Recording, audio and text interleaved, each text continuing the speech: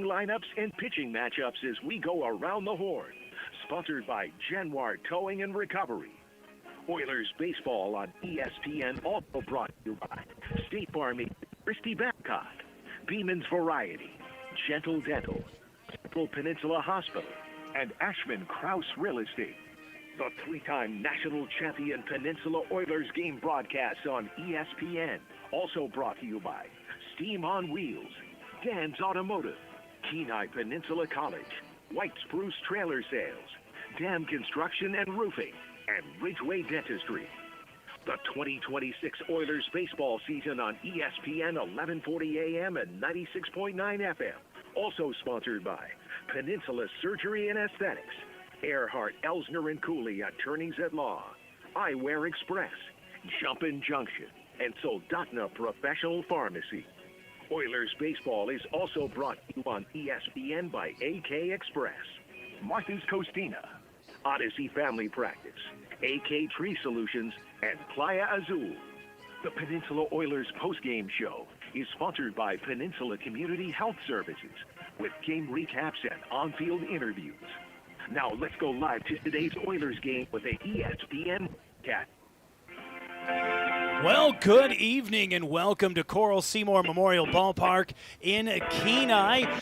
Game 3 between the Peninsula Oilers and the Mat-Su Miners, about 15 minutes away from first pitch. Nick Sorrell here alongside Dylan Simmons. The Oilers dropping the first two of a 4-game series last night, mounting a dramatic comeback that fell just short, falling in that game 9-8, the final score. Sweeney's pregame show for Game 3 coming up here in just a moment. But before we head that direction, do me a favor. Yeah, you know what it is. Hop on the phone, send out a message, make a phone call, make a social media post. Let your friends, your family, and your neighbors know the Peninsula Oilers are home for Game 3 of a 4-game set against the Mat-Su Miners tonight at Coral Seymour. Under a cloudy sky, we hope the rain stays away. Sweeney's pregame show coming up next right here on ESPN 1140 AM, 96.9 FM, and RadioKenai.com.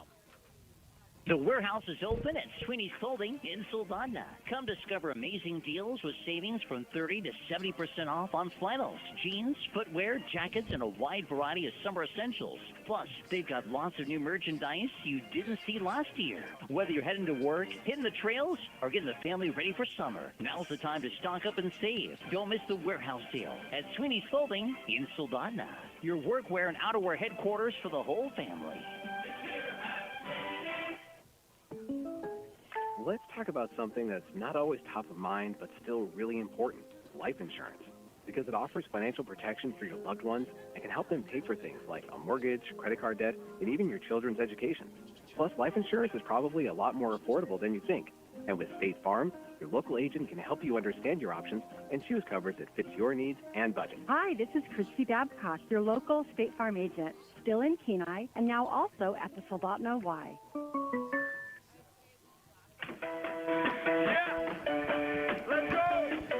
Welcome to the Sweeney's pregame show. Nick Sorrell and Dylan Simmons to you, coming to you from the Dan Gensel broadcast booth at Coral Seymour Memorial Park.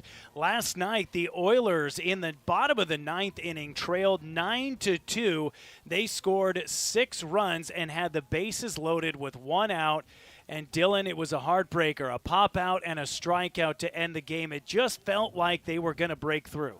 Yeah, it really did, because all of the momentum was with the Oilers last night in that bottom half of the 9th inning. A tremendous amount of resolve and determination just to get back into that position. Came all the way back to a bases-loaded, 2-out situation with the tying run at third base. Unfortunately, just didn't have quite enough to get it done last night. But I think what it showed is that this Oilers team, despite the odds that they're facing and despite their backs being against the wall, they're not afraid of circumstance. And I think tonight that's going to shine through in a big way as they look to take their first game of the series against Mat-Su. Now, you have been the one saying that this is a team that makes their own luck, and I feel like that has been true. And maybe, I don't know if I'll say controversial opinion here, but I'll call it a hot take, that I think these first 2 games of this series that the Miners have won, I'm going to say that the Oilers did more to lose these games than the Miners did to win them. And here's why. I'm going to throw a couple numbers at you. Out-hit by the Miners 32-16 through 2 games. Outscored 23-15. And then in the field, the Oilers have committed 6 errors through 2 games to just 2 errors committed by the Miners. The Oilers have presented the Miners with multiple opportunities to capitalize, and to the credit of the Miners, they have done that. They've done well with runners in scoring position. They have made the Oilers pay for free passes like walks and hit batters, and they've made them pay for those mistakes in the field. And I don't want to take anything away from this Miners team, but it feels like these are problems the Oilers can fix, and we can see a dramatic change in the narrative over the next 2 games. Well, and that's kind of been the story of the Oilers this season. When they're playing at their top level, I don't think anybody in the ABL can hang with them, but that's when they're playing at their top level. They have not been through these first 2 games. Like you mentioned, the errors, the lack of offense at points, the struggles with the bullpen. There have been multiple things that have held the Oilers back in this series. I think when we look at the overall scope of the series, Matsu, conversely, has been playing their best offense of the season so far. Yeah. Now, the question is that sustainable? I'm not sure it is, especially with Luke Dixon on the mound tonight. If the Oilers are wise with the bullpen, if they have a good performance from Dixon, and the offense plays up to their standards so far in this series, they've got all the ingredients there to get a win. They've just got to make sure to play mistake-free baseball, and they've got to make sure that they don't give Matsu a wide-open door, especially early, to score some runs. It feels like the narrative can change if the Oilers will just do themselves the service of kind of getting out of their own way, if you will, here tonight. And I think, as you mentioned, with Dixon on the mound, we've got a couple returners back to the lineup. Jack Holubowski and Mark Nellis, who've been big offensive contributors, return to the hitting lineup tonight. It is the Sweeney's pregame show. We'll be right back with your look around the league on ESPN Radio. Upstairs at Beeman's, talking with Steve. Bikes, and more bikes you'll find in the bike loft. That's upstairs at Beeman's. Matt, we are well stocked with bikes. We have e-bikes and regular bikes and adult trikes and kids trikes. We offer repair of all bikes, many accessories you can choose from as well. We have skateboards and longboards, softball and baseball mitts and bats, and an ever-increasing supplies of disc golf from MVP, Innova, and Discraft. You'll find all upstairs at Beeman's, located on the Kenai Spur Highway in Soldotna. Gentle Dental in Soldotna provides modern dental care in a welcoming, comfortable environment where patients feel right at home. They're also preparing to offer dental implants in the coming months. Patients with missing teeth, failing teeth, or ill-fitting dentures who are non-smokers are encouraged to schedule an evaluation. Combined with an advanced new 3D imaging technology, Gentle Dental continues to deliver precise, predictable care. Call Gentle Dental in Soldotna today at 907-262-8834 to schedule an appointment.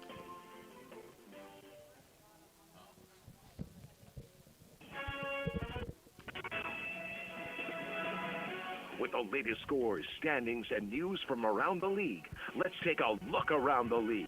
Brought to you by SLP Alaska on ESPN 1140 and 96.9 FM. Welcome back to the Sweeney's Clothing pregame show. Nick Sorrell here alongside Dylan Simmons. Our broadcast producer for tonight's game is Caleb Manuel, back in our K-Beach studio. Let's take a look around the league, brought to you by SLP Alaska. Yeah, looking at tonight's games, the Chugiak Eagle River Chinooks and the Anchorage Bucks facing off at Mulcahy Stadium tonight. The Chinooks on top 1-0 in the bottom half of the first inning. That's a result that I'm sure Oilers fans and Miners fans, for that matter, certainly hope holds. And, of course, the Oilers and the Miners facing off tonight as well right here in Kenai. Looking at the ABL standings, Matsu now at the top of the board at 13-8 overall with a 2-game win streak. Bucks are right behind them at 13-9, just a half a game back, so not much separating the top two. Of course, the Oilers aren't far back either, just a game back of Matsu. They can, in theory, tie themselves up with Matsu at the top of the standings with a win today and then get above Matsu with another win tomorrow. Chugiak right behind Matsu at 12-11, 2 games back of Matsu. And the Glacier Pilots at 5-18. They are idle tonight, and they have lost 5 games in a row. I tell you what, this feels like a night. It's crazy how jam-packed these standings are right up at the top. The unfortunate Glacier Pilots have become the whipping boys of the ABL this year, and the other 4 teams have just gobbled up wins against that Anchorage team. And every team has had their years where they had those struggles. Unfortunately for the Pilots, this just seems to be the year for them. But a win tonight for the Oilers, and if the results hold between Chugiak and the Bucks, boy, that completely turns those standings right back on their head. The Oilers go right back into first place, tied with the Mat-Su Miners, and the Bucks drop a half game behind the Oilers. And the road trip coming up for the Peninsula team looms large as we get ready to enter the end part of this season. Yeah, it certainly does, and that road trip is really going to be make or break for the Oilers. If they go out there and they win 6 or 7 games in that road stretch, they're going to set themselves up to be in that top of the World Championship Series. However, if they are sub 500, it's going to be very hard to see a scenario where the Oilers can still be one of those top 2 teams. So that, coupled with these final 2 home games, make for a very, very fascinating stretch down towards the end of the regular season. When we come back on the Sweeney's pregame show, we'll take a look at this game through the coach's lens and examine some of the hitting lineup and pitching choices tonight for these 2 teams. We'll be right back on the Sweeney's pregame show with the Coach's Corner right here on ESPN Radio. Great news, Kenai. The Central Peninsula Kenai Health Center is expanding to better serve our community. We're proud to once again offer lab services, screening mammography, and... You guys are doing the Coach's Corner live, right? Because I didn't get an email. Yeah. Okay. Important services back to the Kenai community because everyone deserves access to quality health care close to home. Learn more at cpgh.org or call 907-714-4495. Central Peninsula Kenai Health Center, compassionate, personalized health care close to home. Thinking about a new place to land here on the Kenai Peninsula? At Ashman Krause Real Estate, we believe real estate should feel clear, calm, and personal from the very first conversation. Whether you're buying your first home, moving across town, or preparing to sell, we guide you through every step with local knowledge and genuine care. Ashman Krause Real Estate at Jack White Real Estate, guiding you home with care.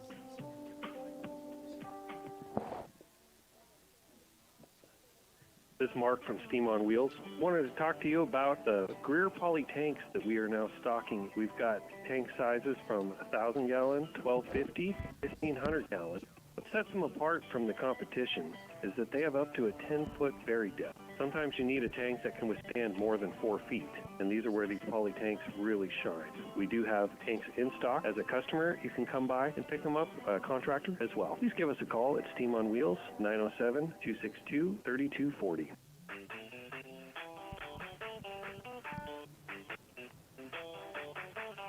And now let's take a trip down to the field. The pregame show's Coach's Corner on ESPN 1140 and 96.9. Welcome back to the Sweeney's pregame show. Nick Sorrell and Dylan Simmons with you at Coral Seymour Memorial Ballpark. If you're just tuning in, it's Game 3 of a 4-game set between the Peninsula Oilers and the Mat-Su Miners. The Miners taking the first 2 games of this series. The Oilers looking to battle back and try and make it a series split over the next 2 nights. If the weather holds tonight, it looks like we should have dry weather, although it is overcast and cloudy and sitting at 57 degrees right now as we approach first pitch. Tomorrow, it looks like it might be a little more wet, but hopefully the baseball gods bless us and that rain stays away so we can get the whole 4-game series in. Now switching over and taking a look at things with the coach's eye. Dylan, I thought we could consider a little bit some of the lineup choices made by Coach Dawson, and now this is a developmental league. That is the one thing that it is important to remember, and a lot of folks will get frustrated and they might think, well, why was this guy not in the lineup, or why was that guy? Well, these boys do have to return and play for college teams, which is their numero uno, if you will. Yes. This is their opportunity to continue and hone and develop their skills at the Alaska Baseball League. And so a lot of times those decisions are motivated by coaches wanting to make sure those players get adequate rest. If there's any discomfort, they're taking those nights off. But like last night, we had Jack Holubowski and Brooks Hassenclaver not in the lineup. Also, Mark Nellis was not in the lineup, but that was more due to what it looked like an injury he experienced the night before. He's back in the lineup tonight, but even when the game was down to one out, bases loaded, and the Oilers down by one. Coach Dawson opting not to bring in Holubowski or Hassenclaver as a pinch hitter. Yeah, he decided not to, and I think the thing that you have to consider, in a situation like that, is are those guys fresh and ready to play in that scenario? Now, obviously, you want to have them ready to go. If you feel confident in your part of the lineup, then you can understand keeping them in. Now, it all comes down to a matter of opinion in that situation. I think you could make the argument that maybe in that spot it would have been good to bring in a pinch hitter, but like we said, those guys hadn't really been scheduled to play in this game. They're trying to get other guys some reps. So it really just comes down to what you're feeling in the moment. I think Coach Dawson's instincts probably told him, hey, let's let those guys keep going. We've already rolled with a lot of success so far. These guys have been in the whole game. Maybe they understand something about the pitcher that those other guys wouldn't. So there are multiple things to consider in that situation.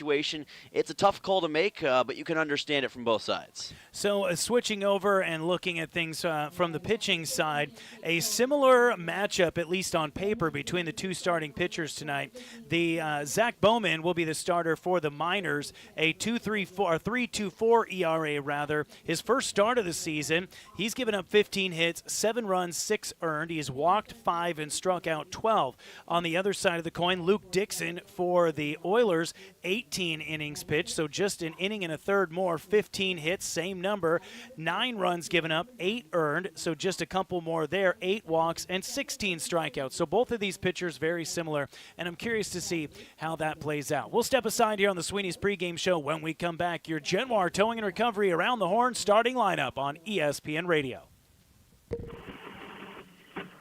Uh-oh, that summer road trip isn't going far without Dan's Automotive. They've been saving Alaskans from roadside meltdowns with quick tune-ups, oil changes, and brakes that actually stop when you want them to. Dan's Automotive, located at the is the secret ingredient to any successful adventure. Call 907-420-0416 and let Dan fix what your cousin thought he could. Dan's Automotive. No duct tape. Fall is around the corner. Are you ready for your next chapter? At Kenai Peninsula College, we're ready for you. Registration for the fall semester. Our residence hall is now open. You can once again experience full campus life, build lifelong friendships, and live where you learn while taking classes at APC or any UAC. Don't wait. Secure your classes in your room today at kc.alaska.edu. Find your APC.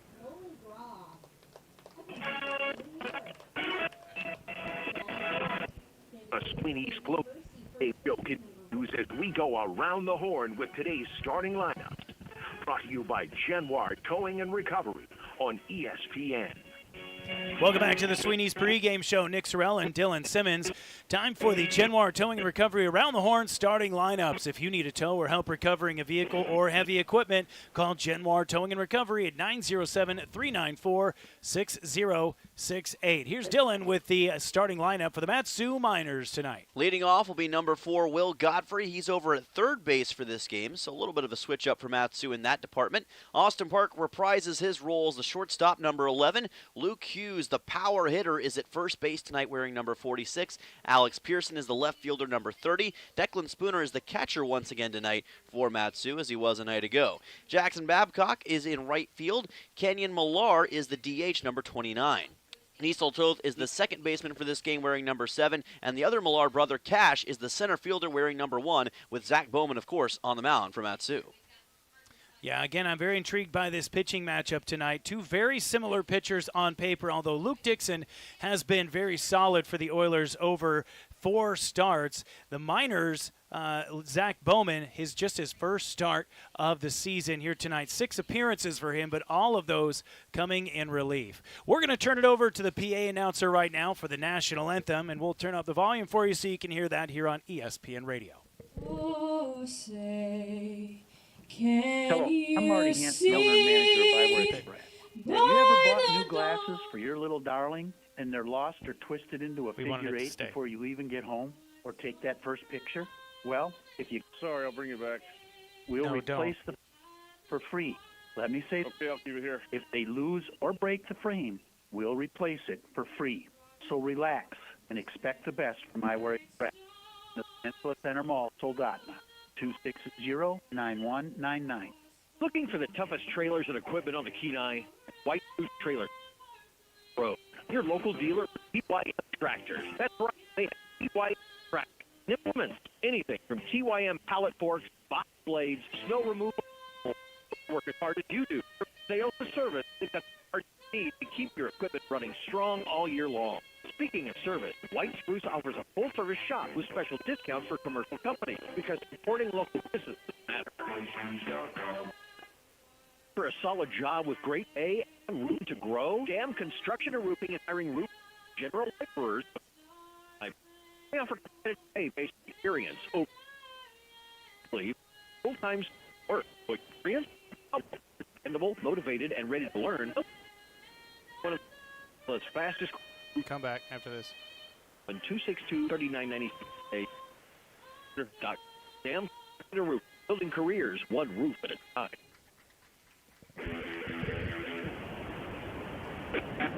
Welcome back to Coral Seymour Memorial Park.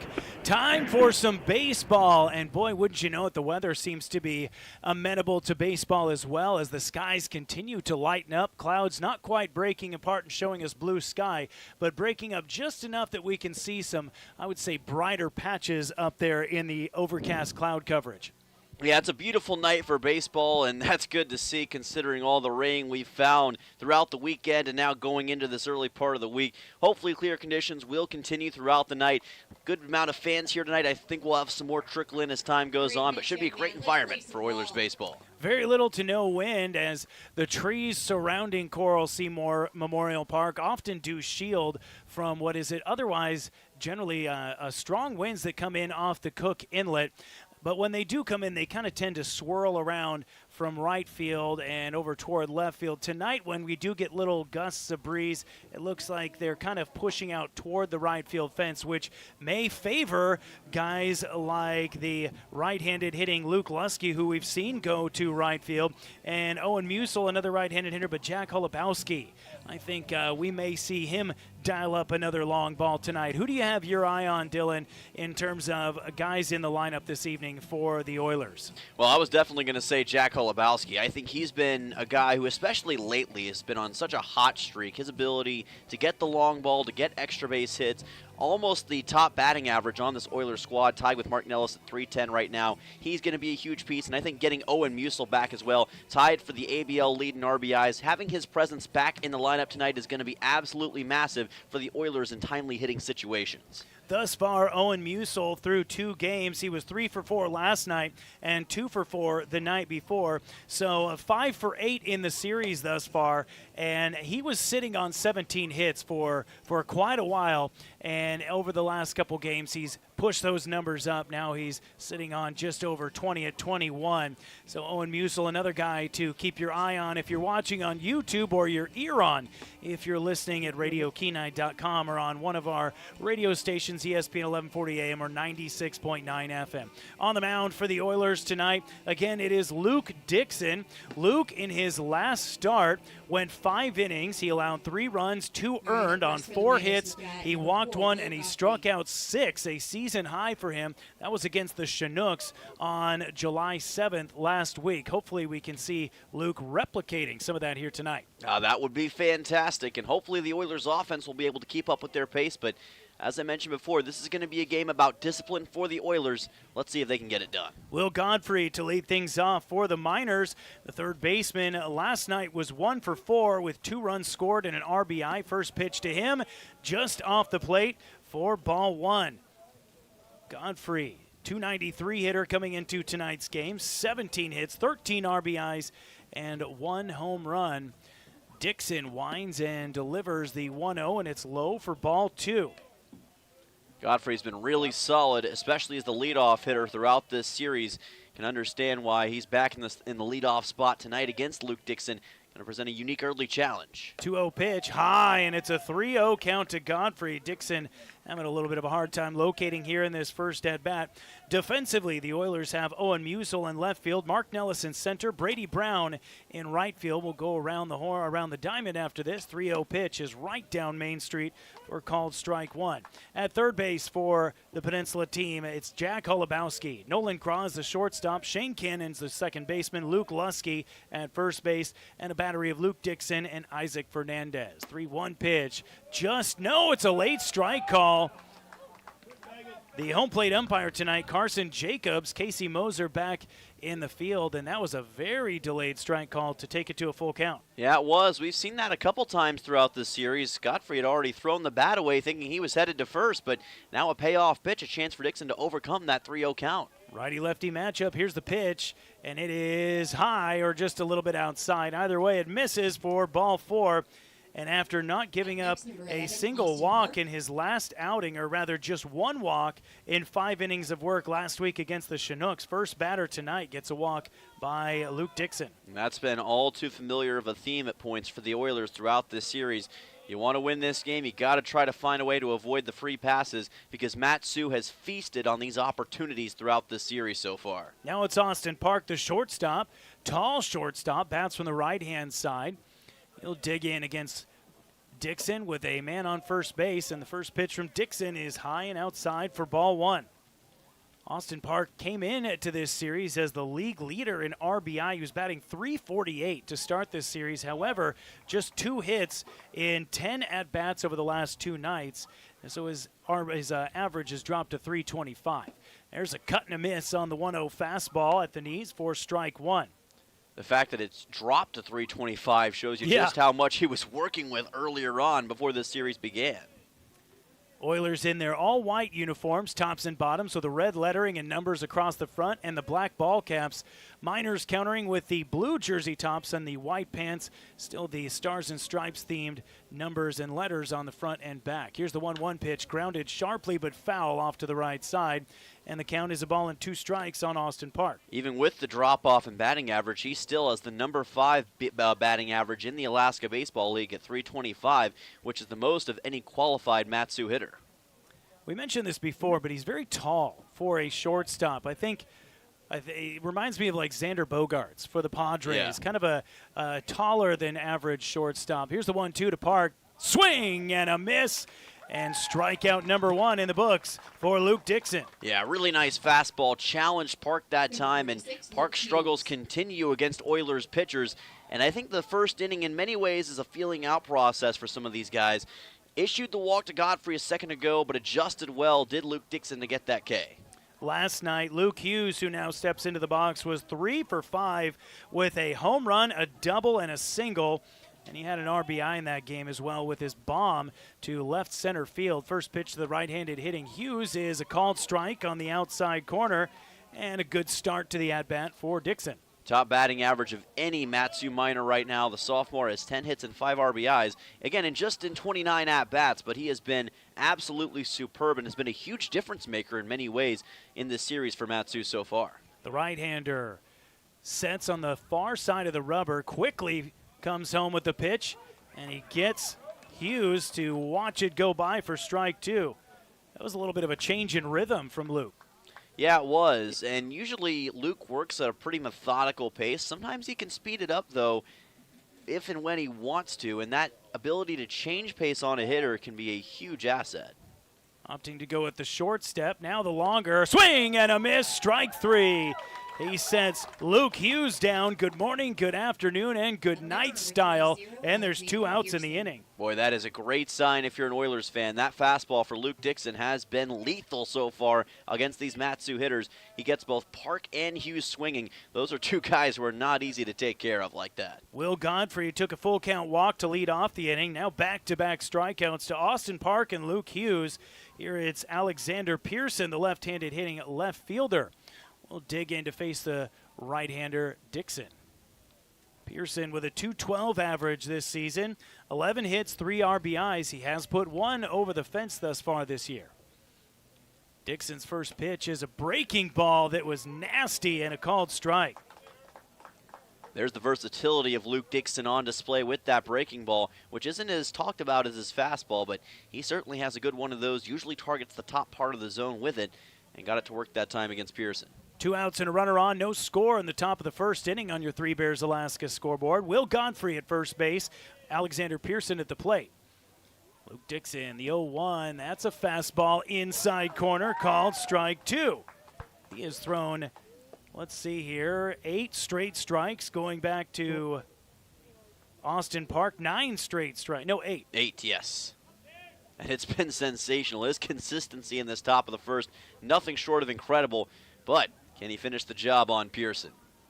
Holubowski shading over to the line at third base. Now there's a grounder to the right side, and it's going to be played in the field by Shane Cannon. And from right field, he throws it to Luke Lusky to retire Alexander Pearson. So despite the leadoff walk, Dixon's able to work around it, and it's no score after 1/2 inning. We'll see the top third of the Oilers lineup when we come back in the bottom of the first on ESPN Radio. When trying to find a dentist, it can be challenging, and Ridgeway Family Dentistry knows this. Ridgeway is a new state-of-the-art facility offering you pain-free dentistry and is family-friendly. Even if you don't have time to have multiple appointments, Ridgeway Family Dentistry can complete all your treatment in one easy visit. At Ridgeway Family Dentistry, they know how important it is to have a smile and know how that can change your life. For your next dental appointment, call Ridgeway Family Dentistry at 262-8404. The World Cup's coming and everybody's talking defense. Here's a strategy that works long after the final whistle. If your family is complete, a no-needle, no-scalpel vasectomy is a safe, effective move. If you're done building your team, it may be time to strengthen your defense. Dr. Alvarez can perform your procedure in Soldotna or Homer. It's quick, comfortable, and a whole lot easier than chasing toddlers into extra time. Don't leave your future up to a lucky bounce. Call Peninsula Surgery and Aesthetics 907-235-1010 and schedule your no-needle, no-scalpel vasectomy. Score some peace of mind and enjoy the games.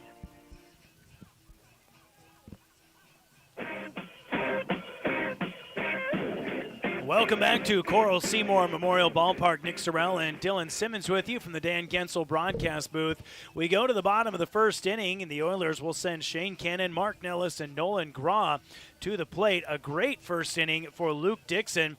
A little shaky start with a full count walk issued to Will Godfrey, but he battles back. He gets Austin Park and Luke Hughes, who bat .325 and .345 respectively, swinging, and then Alexander Pearson to ground out. That's a great start. Oh, it's a great sign if you're an Oilers fan early on that Dixon is that comfortable against those top hitters, and it makes you think if he can get it done that quickly, that early, what else can he do to this Matsu lineup? We're going to find out, but right now it's all about the Oilers bats to see what they can do against Zach Bowman. Oilers going to try and return to form of last week against the Chinooks, where they had multiple games jumping out early in the early innings to multi-run leads. Pitcher Zach Bowman on the mound. First pitch to Shane Cannon gets a strike call as it grazes the outside corner. Defensively, the Matsu Miners have Alexander Pearson in left field, Cash Millar in center field, Jackson Babcock is the right fielder. Around the diamond third to first, it's Will Godfrey, Austin Park, Diesel Toth, Luke Hughes. Here's the 0-1. And that one just misses a little farther outside than the first pitch, and the count evens up 1-1. Zach Bowman on the mound and Declan Spooner behind the plate. Yeah, Bowman has appeared against the Oilers once this season. Back on June 25th, went 3 1/3 innings, but gave up 4 total runs and 3 earned runs. Looking for a little more success here. 1-1 to Cannon is a fastball just a little bit above the letters for ball 2. Cannon, a .213 hitter with 13 hits and 9 RBIs.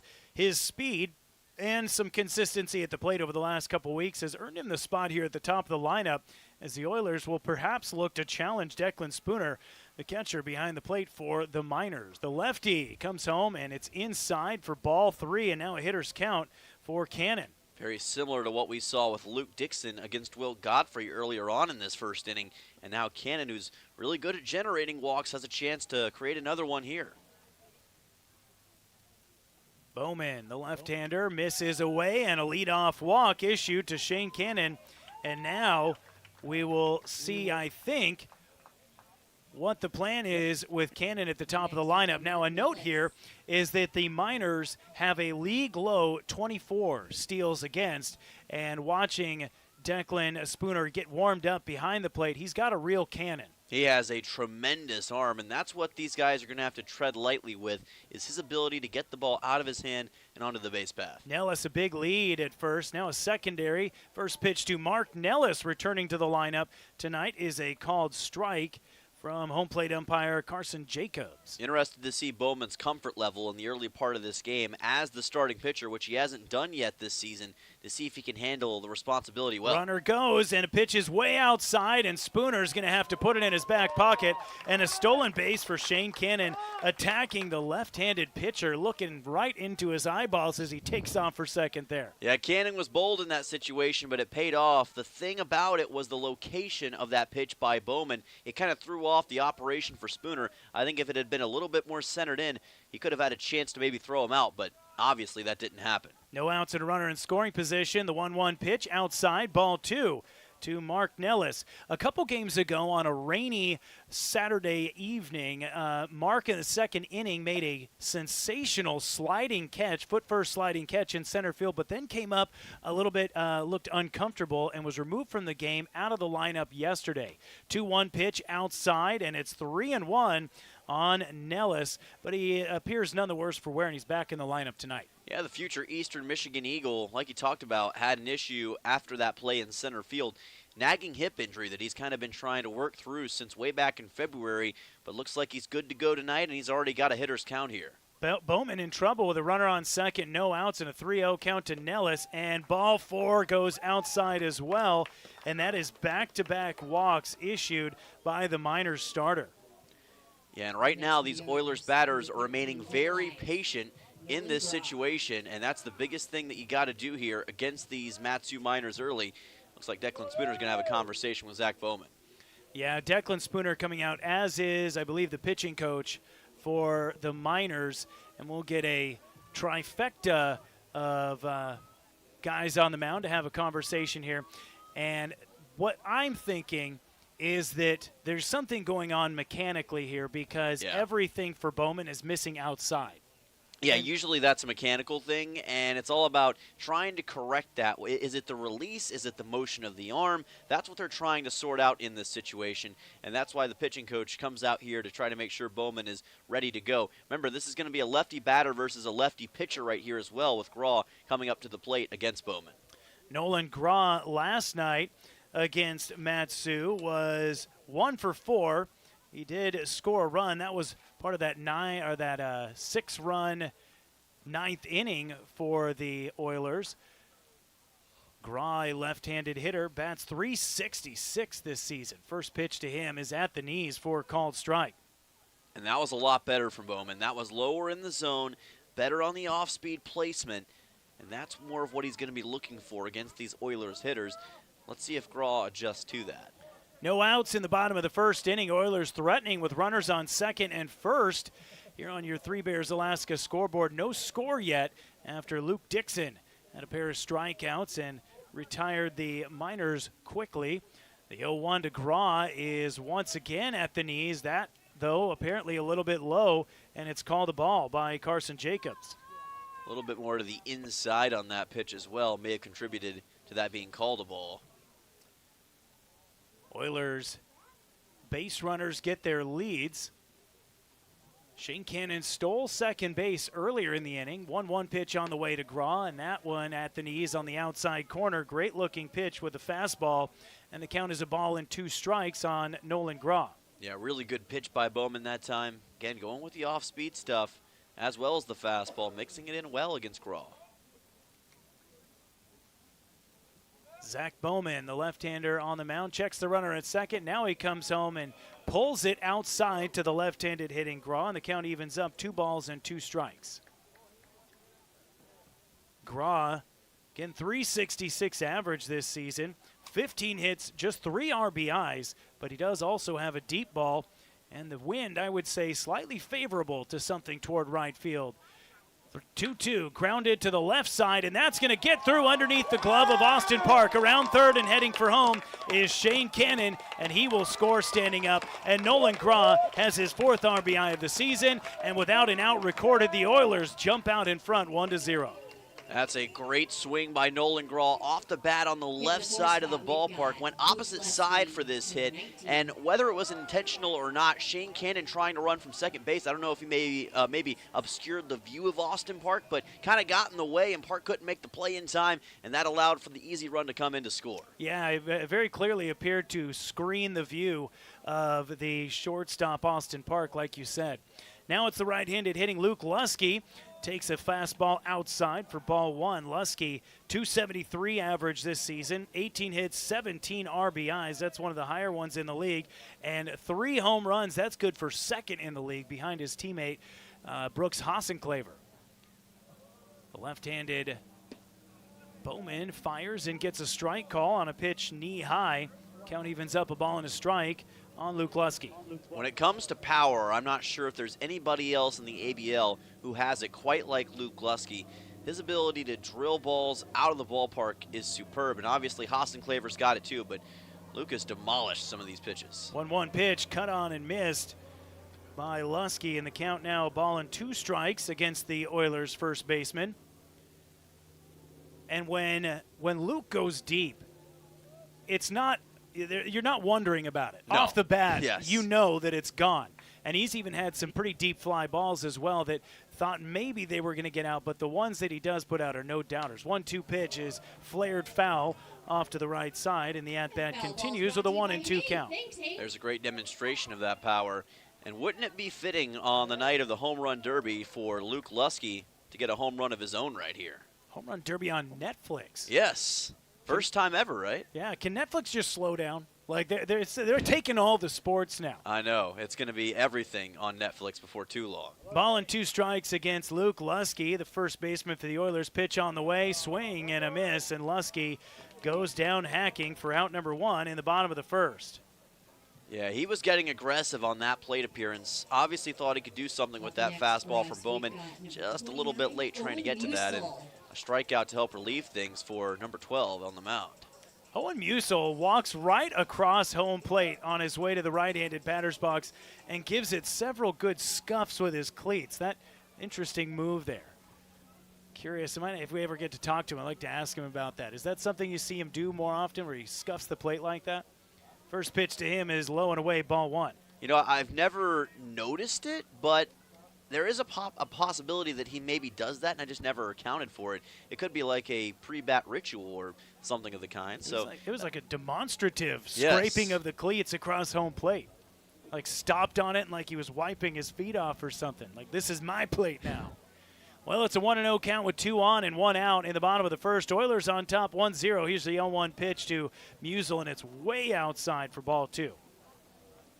Musil comes in with a .312 average, which has climbed over the last few games. He was down in the 200s a couple nights ago and has pushed that up. Now sitting on 24 hits with 19 RBIs. Still looking for that first long ball of the season, though. And he could become the first player in the ABL to reach 20 RBIs if he can drive in a run here. And now Bowman will step off the rubber as he's looking over at Nolan Graw on first base. Declan Spooner, the catcher, goes out to have a conversation with him, and it's a quick one. Spooner jogging back.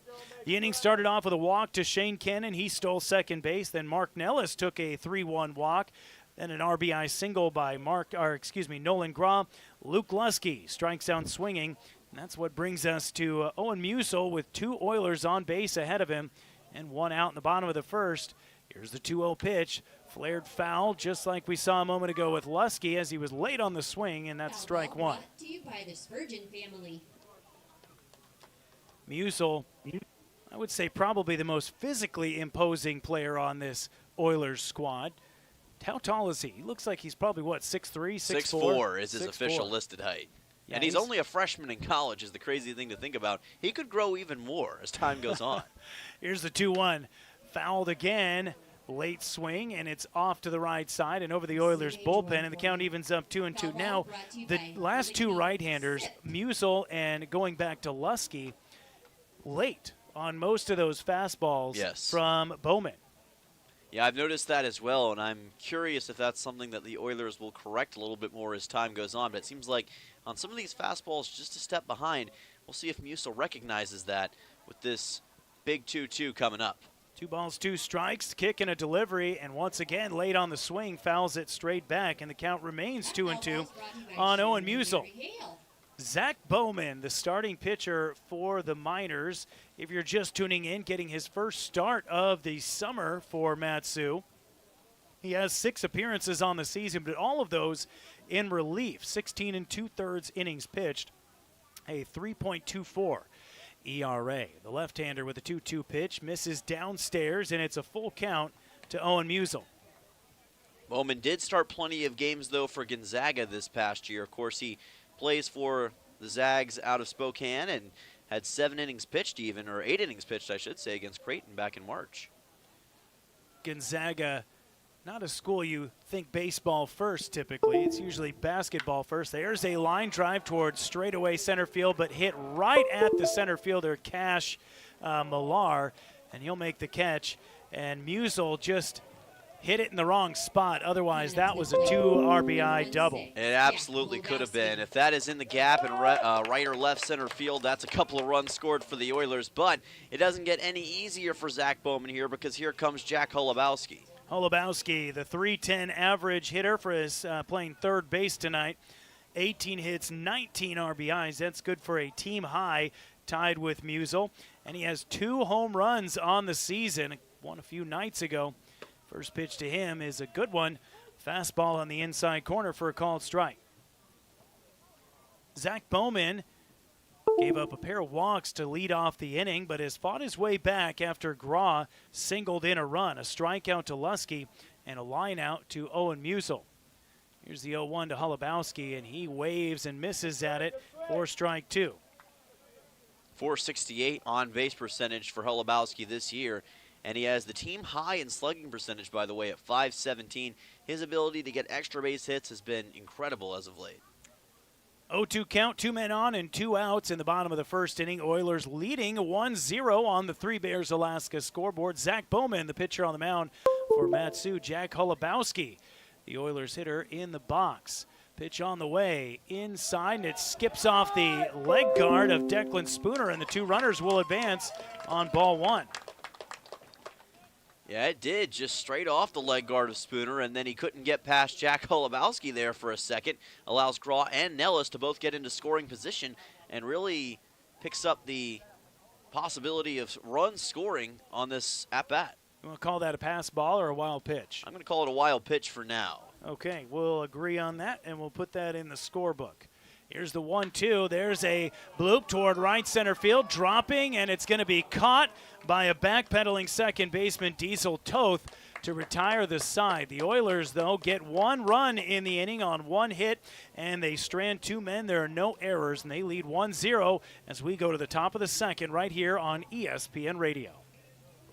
If you've been involved in an accident or had a catastrophic injury, negotiating with insurance companies on your own is fraught. Insurance companies want to maximize their profits, and that means minimizing a fair and just resolution to you. They don't want to pay for your medical bills. They don't want to pay for your lost work. They don't want to pay for your pain and suffering. Expert insurance negotiators and adjusters will try to minimize your claim at every turn. It's important to have an attorney to get the recovery that you deserve. At Earhart, Elsner & Cooley, we can help you get that fair and true value.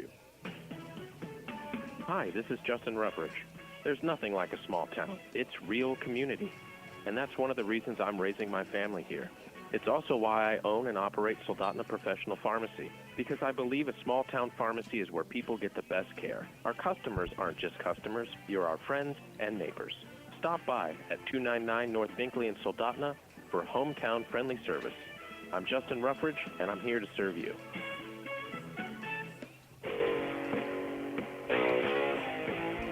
Welcome back to Coral Seymour Memorial Ballpark. Nick Sorrell and Dylan Simmons with you. Game 3 of this 4-game set between the Miners and the Oilers. Miners picking up the first 2. Lopsided win on Saturday night, just hanging on to a 1-run win after the Oilers mounted a 6-run comeback but fell 1 run short last night. Final score there 9-8. Luke Dixon back on the mound in the first inning.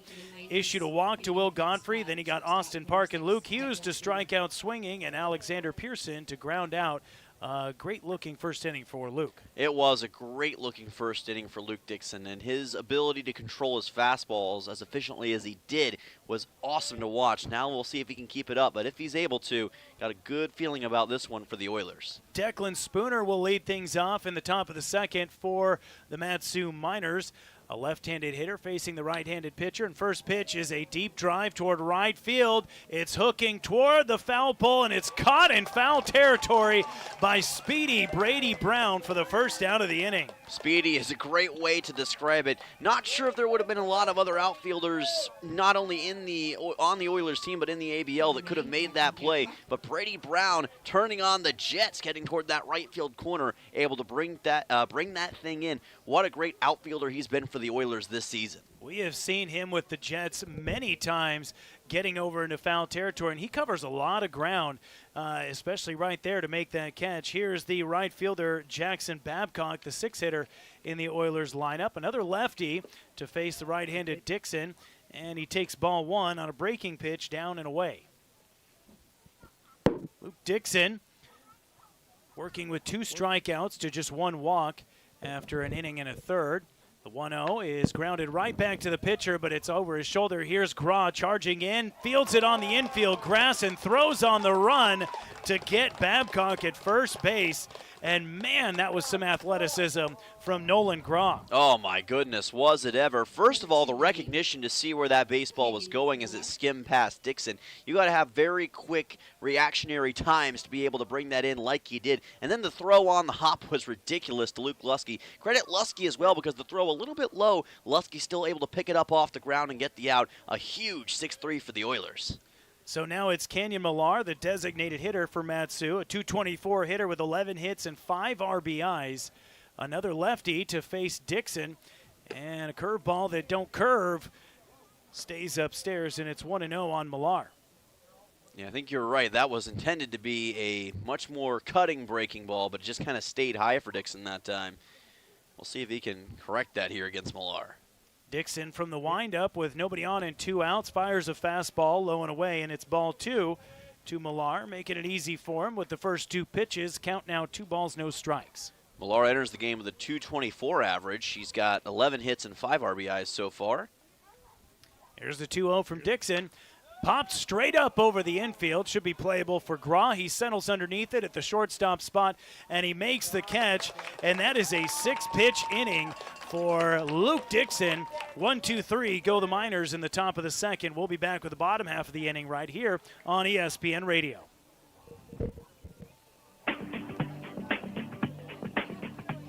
Looking for fun for the whole family that they will love? Head over to Jumpin' Junction on K Beach Road, the Peninsula's entertainment center for all ages. Play in the arcade, dive into the active VR game room, glow it up with blacklight mini golf, bounce on inflatable fun, and grab a snack at the snack bar. Birthdays, work parties, and so much more. You can book them now at Jumpin' Junction on K Beach Road. Jumpin' Junction, where there's fun for the whole family.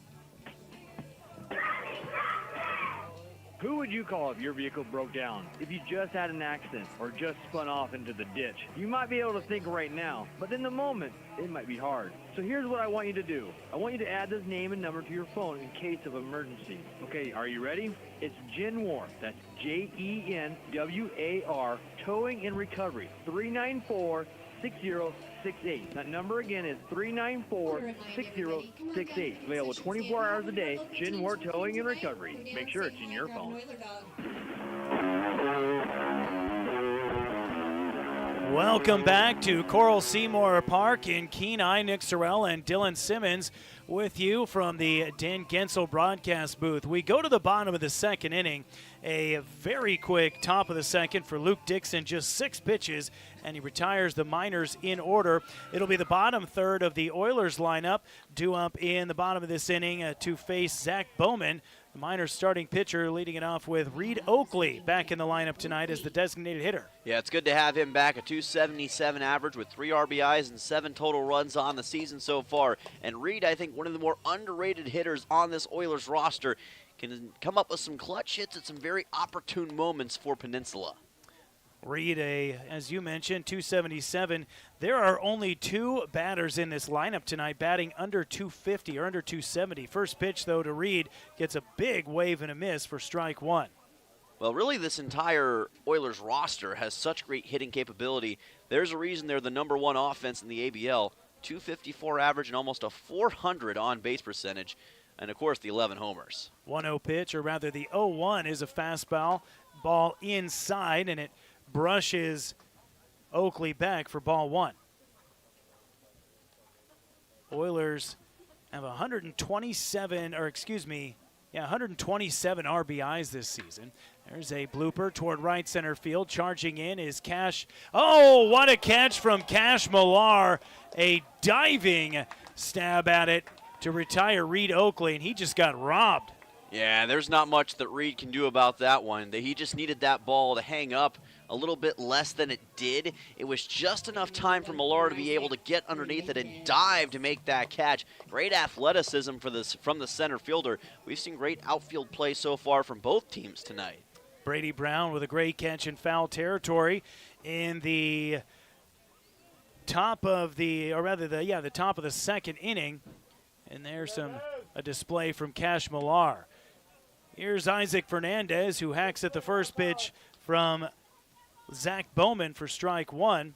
Fernandez, a .283 hitter with 13 hits and 2 RBIs this season. He picked up his second of the season yesterday when he went. There's a fastball on the 0-1 that misses for ball 1. Yesterday, in the afternoon game, I'm trying to look back and see. Oh, there he was in the 2 spot. He was 1 for 3 with a run scored and an RBI. Took me a while, but I got there.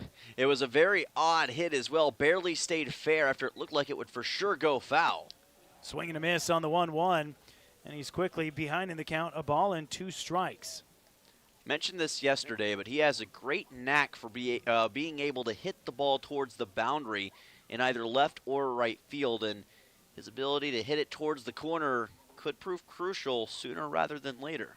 A right-handed hitter, swing and a miss on the 1-2, and he goes down for strikeout number 2 for Zach Bowman.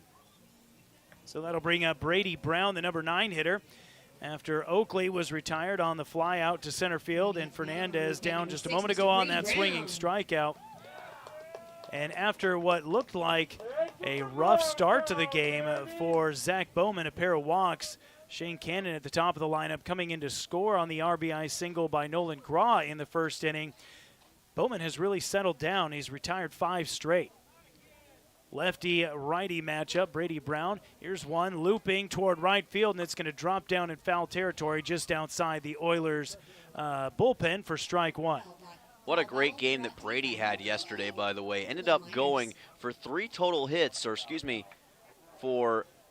hits with 3 RBIs and 3 runs. Probably the best batting day he's had overall for the Oilers this season, including that 3-run homer, lest we forget, in the bottom half of the 9th inning that really spurred the Oilers' comeback efforts. Got that comeback started with the 3-run jack that plated the first 3 runs of that inning. They went on to tack on 3 more, but it just wasn't quite enough. Here's the 0-1, way outside again, and it's ball 1 to Brady Brown. A 200 hitter thus far this season, so sitting right at that Mendoza line.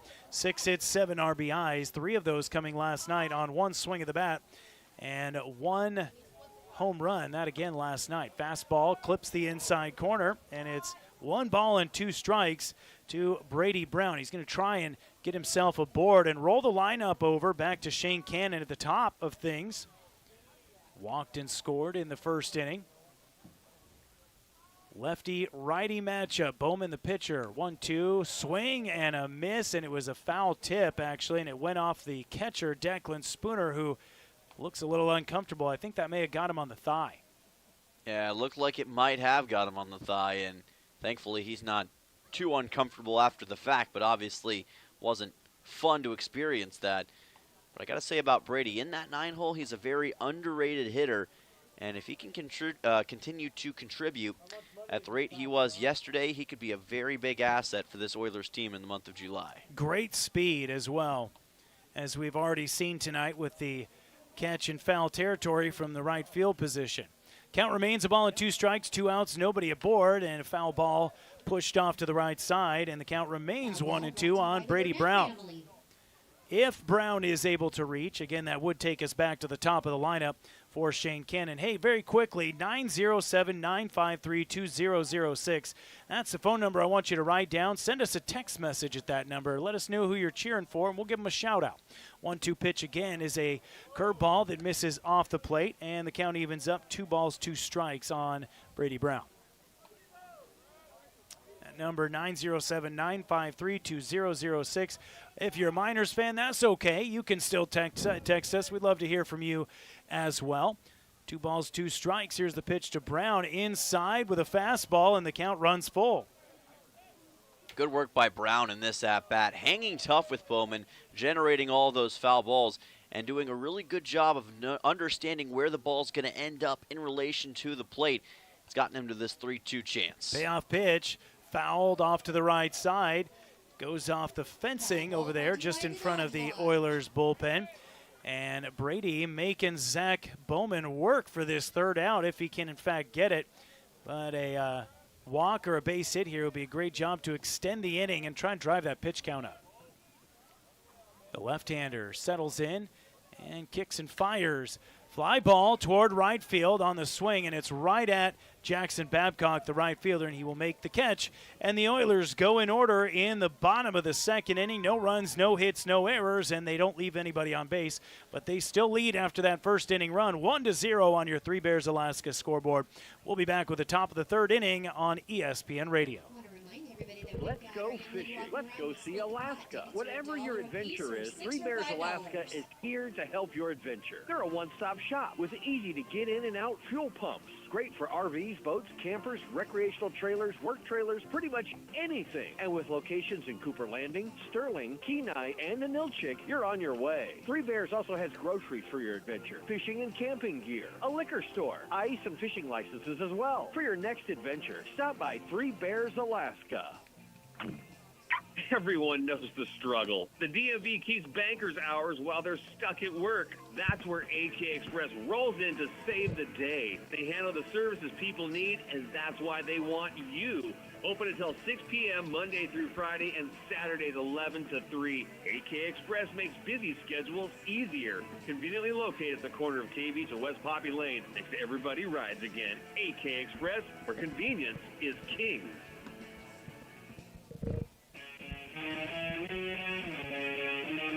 Luke Dixon returns to the mound for his 3rd inning of work against the Mat-Su Miners. He'll face the 8-9-1 hitters in the top of the 3rd inning. Diesel Toth, the 2nd baseman. Then it's Cash Millar, the center fielder, and then back to the top of the lineup for Will Godfrey. Through 2 innings of work, Luke Dixon, 20 pitches. He had 14 pitches in the 1st, and then a blistering just 6 pitches in the 2nd. Yeah, he got through that 2nd inning like a lightning bolt, and his ability to make these innings go fast just continues to help the Oilers because that means he can stay in for longer, maybe past 5 or 6 innings. First pitch to Diesel Toth is a fastball, let her high, and Toth showed bunt, pulled back, and looked at a strike. Yeah, the zone by the home plate umpire is really favoring Dixon right now and really plays to his strengths in this game, and I'm sure that's why he's having the success he's having. The 0-1 is had like a little tailing action to it, maybe like a 2-seamer or a sinker, misses inside for ball 1. Toth last night was 0 for 2, and he fouls the 1-1 away for strike 2. Toth reached on an error in the 2nd inning last night. 0 for 3. Took a couple walks in the game, also stole a base, and he flew out to right field twice. Here's the 1-2 pitch.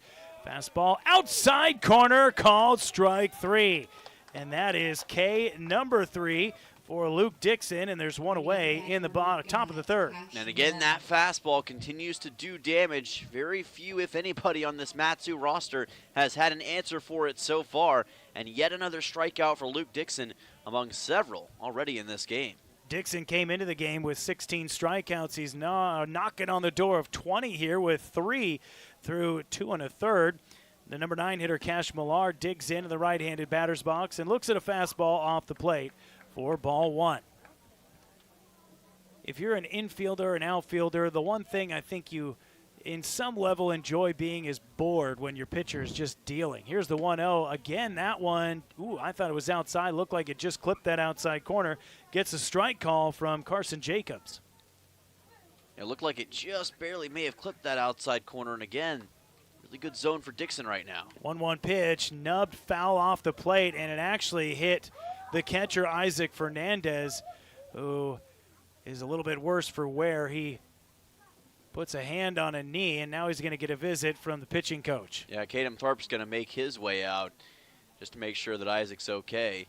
Obviously, that was a really tough shot. I believe it was the ball that made contact maybe with his helmet. And no matter what situation you're in, that's always going to hurt, even with the protective gear. So trying to make sure Isaac's good to go. And after a quick visit from the coach, I think he is going to be all right. He kind of looks like he's rubbing or shaking that right arm maybe, or perhaps rubbing the right thing. Either way, it hit him where the pads weren't. Right. And that's exactly where it seems like it ends up sometimes for these catchers. You got so much padding, it's all over the place, and then somehow a ball ends up hitting you where it's not.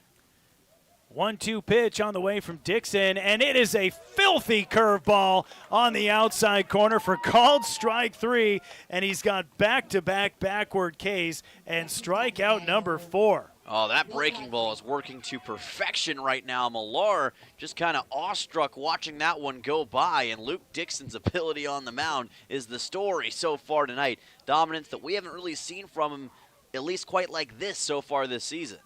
Back to Will Godfrey, the only base runner for the Miners tonight. Walked in the top of the first. First pitch to him, big wave and a miss, and it's strike 1.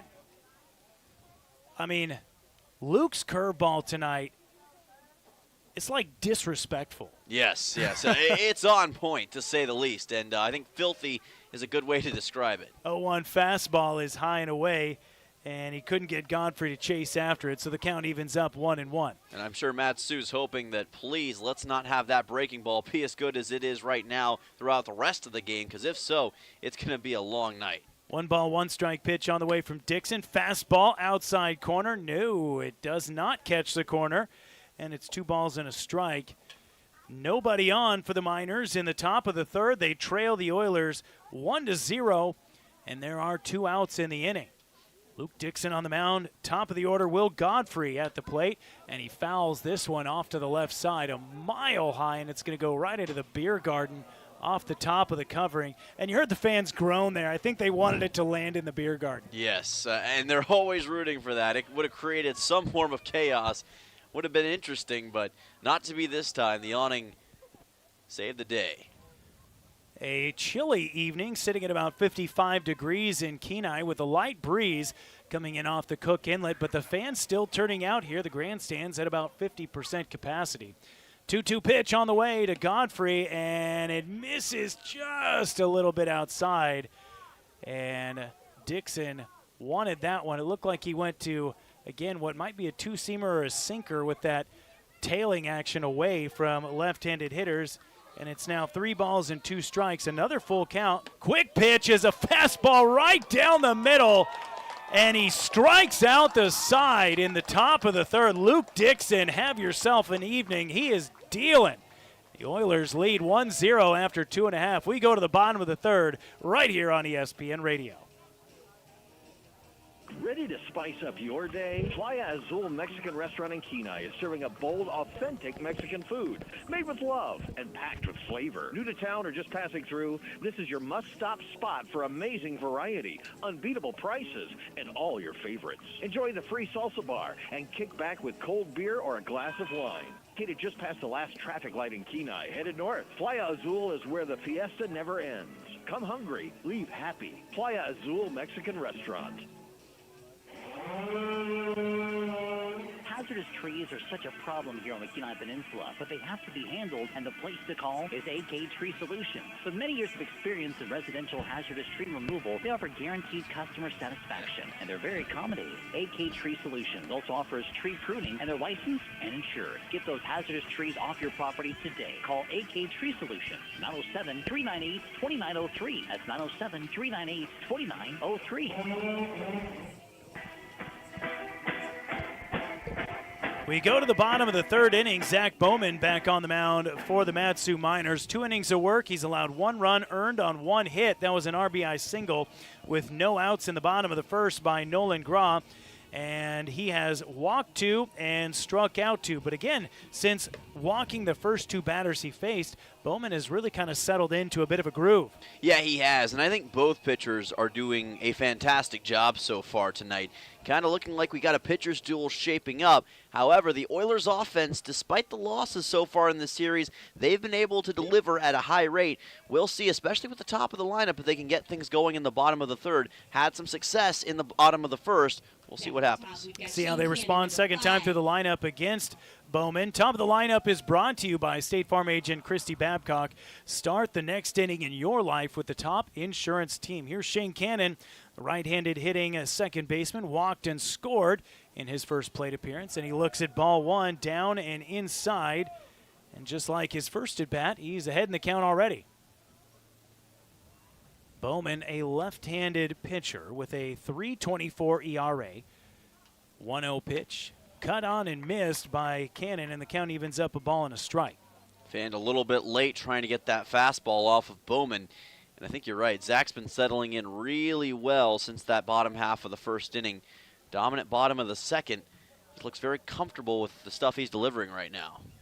1-1 pitch is a fastball. Again, way late with the swing is Cannon, and it's a ball and 2 strikes. And we'll see if the Oilers can make an adjustment here and if they can start getting in front of these fastballs a little more. Right now, late on pretty much everything, especially the right-handed hitters. Yeah, and they know what's coming. They're just late to attack it. 1 2 strike pitch is inside. No, it catches the corner, says Casey Moser, the home plate umpire. And that is strikeout number 3 for Zach Bowman. Well, it's been consistent from Casey Moser tonight as far as the zone is concerned. Seems like it's a little bit wider than what we've seen in past games, and I'll say that's pretty consistent with what he's been issuing so far tonight. Cannon just sitting back watching in that situation. Mark Nellis steps back in, stranded at third base after taking a walk in the top of the first inning in his first plate appearance. First pitch to him is a line drive, base hit right back up the middle. And it'll be cut off by the center fielder, Cash Millar. 1 pitch, 1 swing, and a base hit for Nellis, and that breaks up a string of 7 straight retired by Zach Bowman. Well, Mark Nellis's consistency at the plate is why he's going D1 next year, because he has the ability to deliver these big, high-action, high-impact swings on breaking balls, as he just did to Bowman. Great gap shot into right center field. And that's exactly how you get things going if you're the Oilers. Left-handed hitting Nolan Graw, who has a hit already, a pickoff throw rather, goes over to first base. Nellis diving back in safely. And Graw and Nellis, as a 1-2 punch in the lineup, have been pretty nasty at times. I mean, picking up 4 or 5 hits between the two of them. There's another pickoff throw dug out of the dirt by Luke Hughes at first base. I like to see these two getting back into rhythm together. Lefty-lefty matchup with the left-handed pitcher Bowman and the left-handed hitter Nolan Graw. Another pickoff attempt, and Nellis is back safely. Boy, he's really trying to keep Nellis honest over there at first base. Now, we know Mark wants to take off. He's not going to be afraid to try to steal base if the situation suits him. First pitch to Graw is low and in tight for ball 1. In his first plate appearance, Nolan, a RBI single. And that was the one where Shane Cannon was on second base, and he kind of screened the shortstop, Austin Park, and that one snuck underneath Park's glove. Here's the 1-0 to Nellis, and he inside-out swings this one, and it drifts right toward the center fielder, and the catch is made by Cash Millar. That one, you saw Graw was trying to get out in front of it a little bit more and getting on top of one of these fastballs rather than being laid on it. Unfortunately, just underneath it. Yeah, as you mentioned, he made the adjustment that you were talking about. Did make solid contact and got out earlier on that fastball, but just didn't get all of it that time and hung up enough for Millar to make that catch. And just like that, 2 outs here in this bottom of the third. Luke Lusky struck out swinging in his first plate appearance. Looks at a fastball, or rather a off-speed pitch outside for ball 1. Lusky trying to add on to that home run total and catch his teammate Brooks Hassenclaver, who's not in the hitting lineup tonight. 1 ball, no strike count, 2 outs and a run on first, and a late swing, and the ball fouled off to the right side, and the count, a ball and a strike on Luke Bomberman Lusky, because he hits bombs, sir. He does hit a lot of bombs, and when you consider what he did with South Dakota State a couple years ago, leading the Summit League in home runs, you can see why he did that with the amount of power he's displayed with the Oilers already this season. 1-1 count to runner on first base. Oh, and they got him picked off. Heading down to second is Nellis, and he slides foot first, but the tag is applied. A pickoff at first base. It's a 1-3-6 out to end the inning. And when the Oilers come back to bat, Luke Lusky will lead things off in the bottom of the fourth. But we go to the top of the fourth, where it'll be the 2, 3, and 4 hitters due up against the red-hot Luke Dixon right here on ESPN Radio. World Cup soccer is here, and Martha's Cocina on Willow Street in Kenai is your game day headquarters. Catch every match on their mini TVs while enjoying authentic Mexican favorites, ice-cold Mexican beers, local brews, and the Peninsula's best margaritas from the full bar. Bring the family, bring your soccer crew, and make every match a celebration. Need catering for your next event? Just ask. Martha's Cocina next to Kenai Cinemas and Acapulco Mexican Restaurant in Santa. Boys go on the road after that, and they will be back here for the championship. Cuts, fractures, sprains, burns, fish hooks, and workplace accidents. Odyssey Urgent Care treats the injuries that can't wait. They perform laceration repairs right here. Got a fish hook where it doesn't belong? Well, they can help with that too. With on-site x-ray services, splinting, braces, and expert injury care, you can get diagnosed and treated in one convenient visit. Conveniently located in Kenai in the Odyssey Family Practice Building. Open Monday through Saturday, 8 a.m. to 6 p.m. Walk in or call 907-283-8400. Odyssey Care.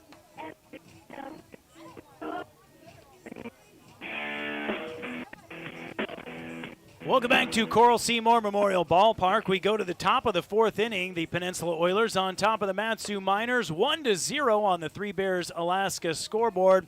With your middle innings play-by-play, here's Dylan Simmons. Dylan, I'm going to go see a man about a horse. All right, sounds good. Well, it is the top half of the fourth inning, and your Peninsula Oilers on top of the Mat-Su Miners by a score of 1-0, and Luke Dixon has been in fuego so far in this game. Already several strikeouts, and he will have Austin Park to lead off this top half of the fourth inning. 2, 3, and 4 due up. And Dixon's fastball greatness continues with a looking strike on Park here to bring the count to 0-1.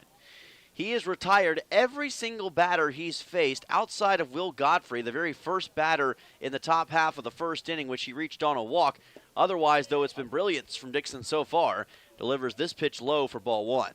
Hasn't just been the fastball for Dixon either. It's also been his ability to deliver the breaking ball at effective moments, and he's done it very well. Working quick on this 1-1. This breaking ball is high and inside for ball two. 2-1 pitch coming up. Luke entered tonight's game with one of the better ERAs on this Oilers roster. He's been a tremendous starting pitcher all season, and he was the starting pitcher for the very first game of the year against the Anchorage Glacier Pilots. Here's a ground ball slowly hit to Graw, who picks it up and throws on to first. Got it there in time to beat out the speedy Park for a 6-3 and out number one. So again, the Oilers defense making it look easy in this top of the fourth inning. But Luke Hughes is coming to the plate, and he's been a real problem against the Oilers so far in this season and in this series. Number 3 man in the order, already has a home run in this series. And yesterday against the Oilers, Luke Hughes, as this pitch is high and outside for ball one, had 3 hits with 1 RBI and 2 runs. He was probably the most effective hitter for Mat-Su in that game, and he's certainly somebody the Oilers have their eye on here in game 3. 1-0 pitch from Dixon is in for a strike. Count goes to 1-1. Got the off-speed pitch to get past Hughes this time. Worked it towards the outside corner well. Oilers in their all-white uniforms tonight with the red lettering. 1-1 pitch, breaking ball in there for strike 2. That pitch worked really nicely by cutting down late against Hughes, just late enough that Hughes really didn't have time to react. And a 1-2 pitch coming up here with 1 out. Dixon deals. Fastball will finish him off for strike 3. Luke Hughes gets caught looking, and Luke Dixon adds another strikeout to his collection here in game number 3 of this series. What a fastball that was. 2 away just like that in the top half of the fourth inning. Matsu still with no answers for the Oilers yet as Alex Pearson comes to the plate. Pearson, the number 4 man in the order, trying to see if he can break this complex algorithm that Luke Dixon is presenting.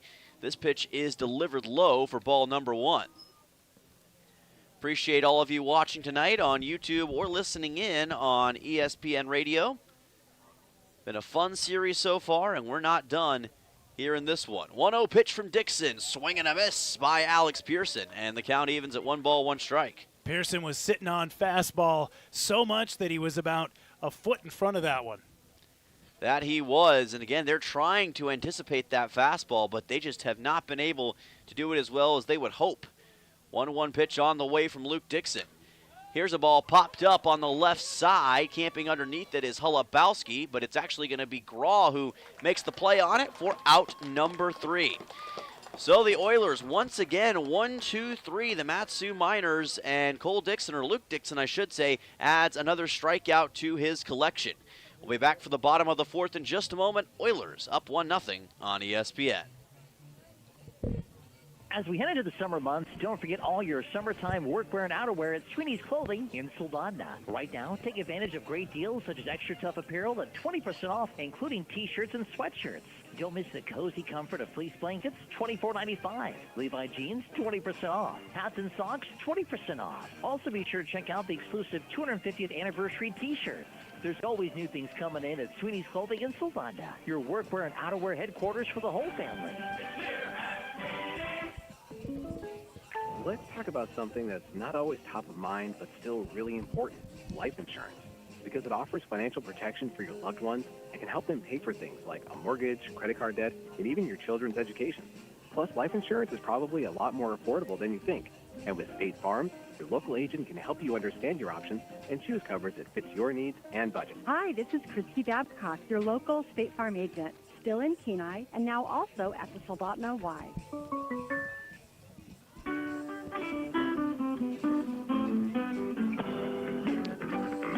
Welcome back here on ESPN. Dylan Simmons and Nick Sorrell joining you from Coral Seymour Memorial Ballpark and on the Three Bears Alaska scoreboard after 3.5 innings of play.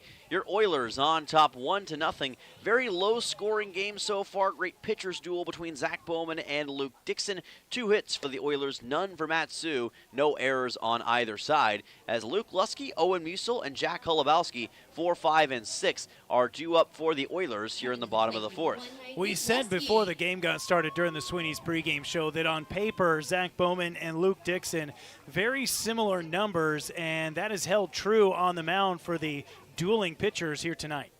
That it has, but the Oilers have been able to generate just a little bit more against Bowman than the Miners have Dixon so far. We'll see if that trend continues as Lusky heads to the plate. Didn't get to finish his at-bat in the bottom of the 3rd. Here's a ball softly hit back towards the mound, and Bowman speedily picks it up and then underhand tosses it to first to Luke Hughes for a 1-3. Wow, Bowman flying off the mound, and it helped him with his motion that he was kind of falling toward that first base side and was able to carry his momentum off the mound and pick that one up on the run. Man, he had Lusky out before he was 2/3 of the way to first base. That he did. Looked like he shot out of a cannon as he tried to pick up that baseball and did so to get the out. Now it's Owen Musil to the plate for the 2nd time in this game. Tied for the ABL lead in RBIs with teammate Brooks Hassenclaver. And he's going to pop one foul over past the bleachers to the right side and look out cars in the parking lot. Counted 0-1. In his last at-bat, Owen Musil was retired on that line out to center field, and he hit that one right on the screws. Probably the best contact we have seen tonight thus far against Zach Bowman. That he did, but unfortunately it was caught by Cash Millar in center field. Here's a pitch delivered low on a breaking ball by Bowman. Evens the count to 1-1. And as Nick has mentioned, neither pitcher has really shown cracks in their armor for the most part in this game, which just makes these middle innings all the more intriguing to see if either one of the pitchers blink anytime soon. Musil drives one high and deep to left center field. Back towards the wall it goes, and it's going to land near the base of the wall. Musil racing around first, headed for second, and Owen Musil's got a stand-up double with 1 out. The 3rd hit for the Oilers in this game. about a moment before he hit that ball, in my head, I was sitting here thinking, this feels like it's going to be a big night for Owen, especially with the contact he made in that first at-bat. This one, almost an identical ball off the bat, just a little bit more in front of it and able to pull it into that left center gap.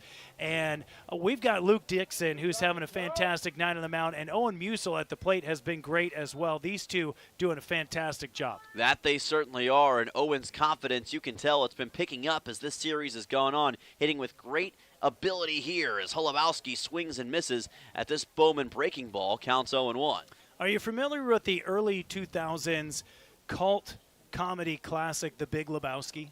I have heard of The Big Lebowski, yes. I haven't watched it, but I have heard of the movie. Well, we'll talk about it more in a second.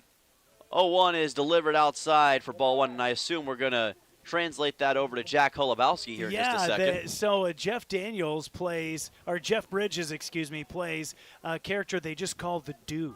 The Dude. And they call he's the Big Lebowski. And so... Swing and a miss on a 1-1 for Holubowski here. Brings the count to 1-2 on a nice pitch from Bowman. With the kind of numbers Jack has been putting up this summer, it just feels like the Big Holubowski is a very apt moniker for him, or the Dude, whichever you want. I think both work in a given situation, and we'll see if the Dude can drive in Owen Musil with a 1-2 and 1 out coming up. Bowman deals. This is well inside for ball 2 on a fastball from Bowman. 2 balls and 2 strikes coming up to Holubowski, one of the best extra base hitters on this Oilers roster. Going all the way back to Saturday, he was 1 for 4 that night with just a single and a run scored, a pair of strikeouts. This pitch bounces off of the catcher, Declan Spooner, for ball number 2, or ball number 3, I should say, and we've got a payoff pitch coming up. Bowman just kind of hung on to that one a little bit too long, jerked it, and put it about 57 feet before it got to the plate. Easy take, obviously, for the Dude. Holubowski with 8 extra base hits, looking for number 9 right here, and a chance to drive in Owen Musil. Bowman delivers. This pitch is a fastball too far outside for ball 4, and the Oilers now with 2 men aboard as Holubowski reaches for the first time in this game. Third walk of the game by Bowman, and a tough take for Jack right there. That was a tough pitch to lay off of. It was a fastball just a little bit off the plate and low, but a great take, and now he's on first. That's the 14th walk that Jack Holubowski has forced this year. Reed Oakley now heads to the plate with Musil at second, and the Dude, Jack Holubowski, over at first base. Oakley looking for his first hit of the game. Bowman deals, and a nice off-speed pitch this time to the outside. Counts 0-1.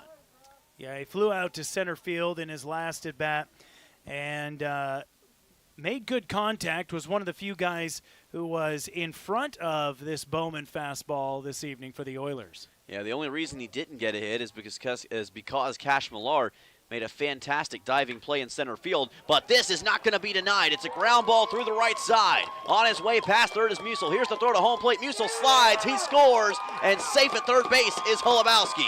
2-0 Oilers. Reed Oakley just pokes that one the opposite direction into right field. And we see the Oilers now starting to adjust to the fastball. Still, not, I want to say late, but they're pushing things to the right field side. The right-handed hitters are. That way, though, starting to get a little bit more in front of it, and you see Oakley right there able to poke one over toward the right fielder, Babcock.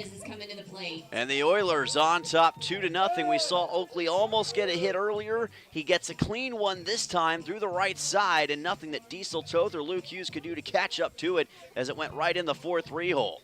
Still just one out here in this bottom of the 4th, and the Oilers on top 2-0 as Isaac Fernandez comes to the plate. Holubowski is at third with Oakley over at first. Fastball by Bowman is in for a looking strike, counts 0-1. We were mentioning which pitcher was going to blink first in this middle portion of the game, and right now Bowman having a little bit more trouble with the Oilers than he did in innings 2 and 3. And again, there's a great nod to the Oilers academia at the plate, making the adjustments. Fernandez, fly ball to center field. Millar slipped for a moment, and the ball's going to drop down in front of him. Tagging is the runner at third, Holubowski. He scores, and the Oilers are on top 3-0. That was a very odd-looking fly ball. Millar slipped for a moment and kind of just watched it come down, and the Oilers extend the lead to 3 runs.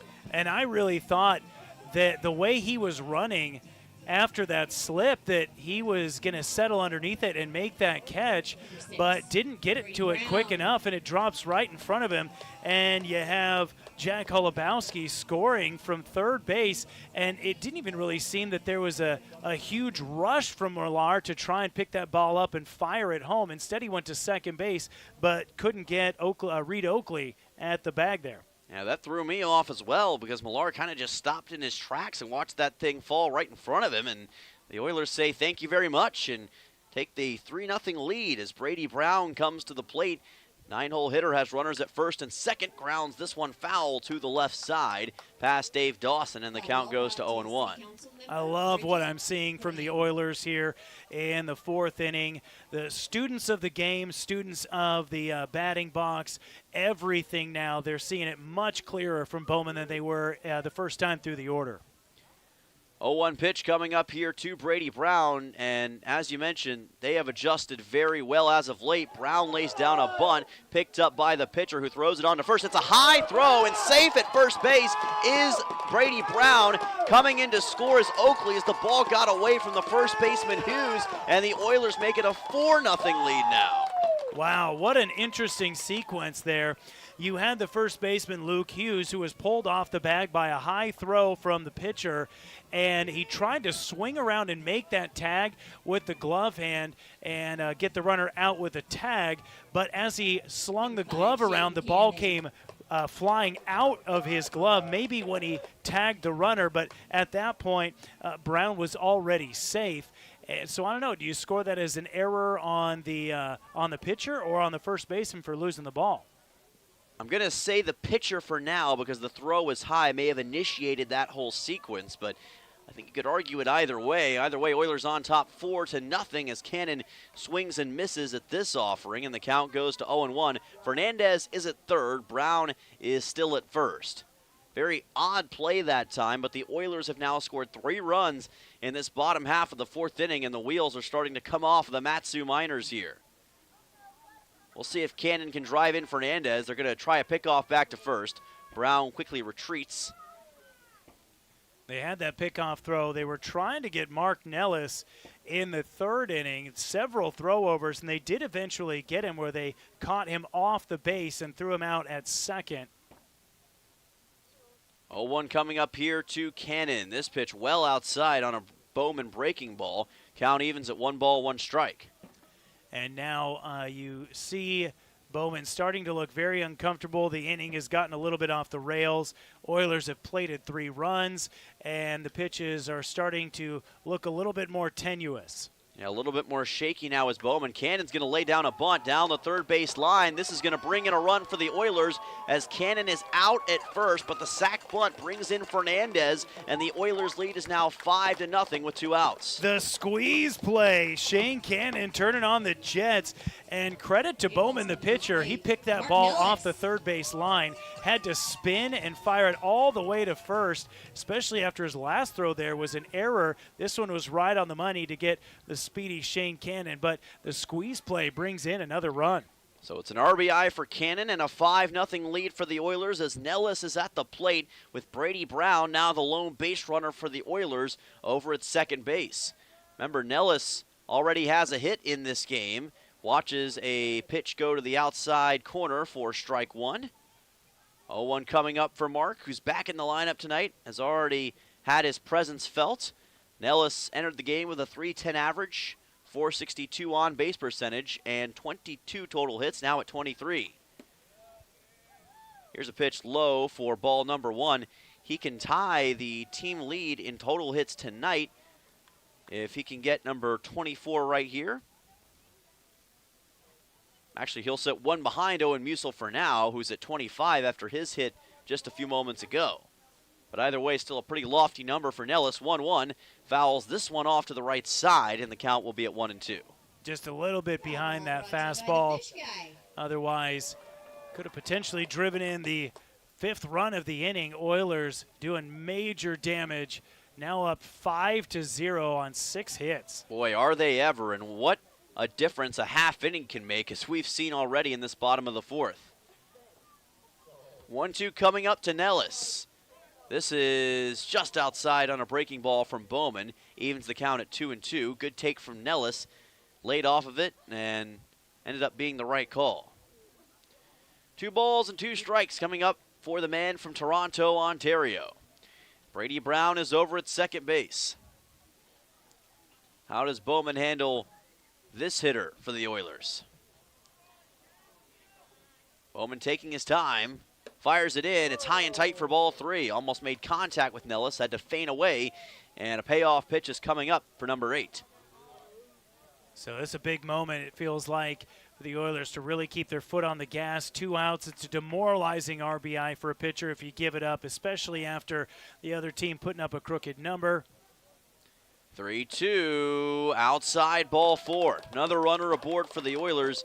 And the nightmare of the inning continues for Zach Bowman, but the Oilers continue to find ways to put runners on base. And here comes Nolan Graw, who's not been too shabby lately in his own right.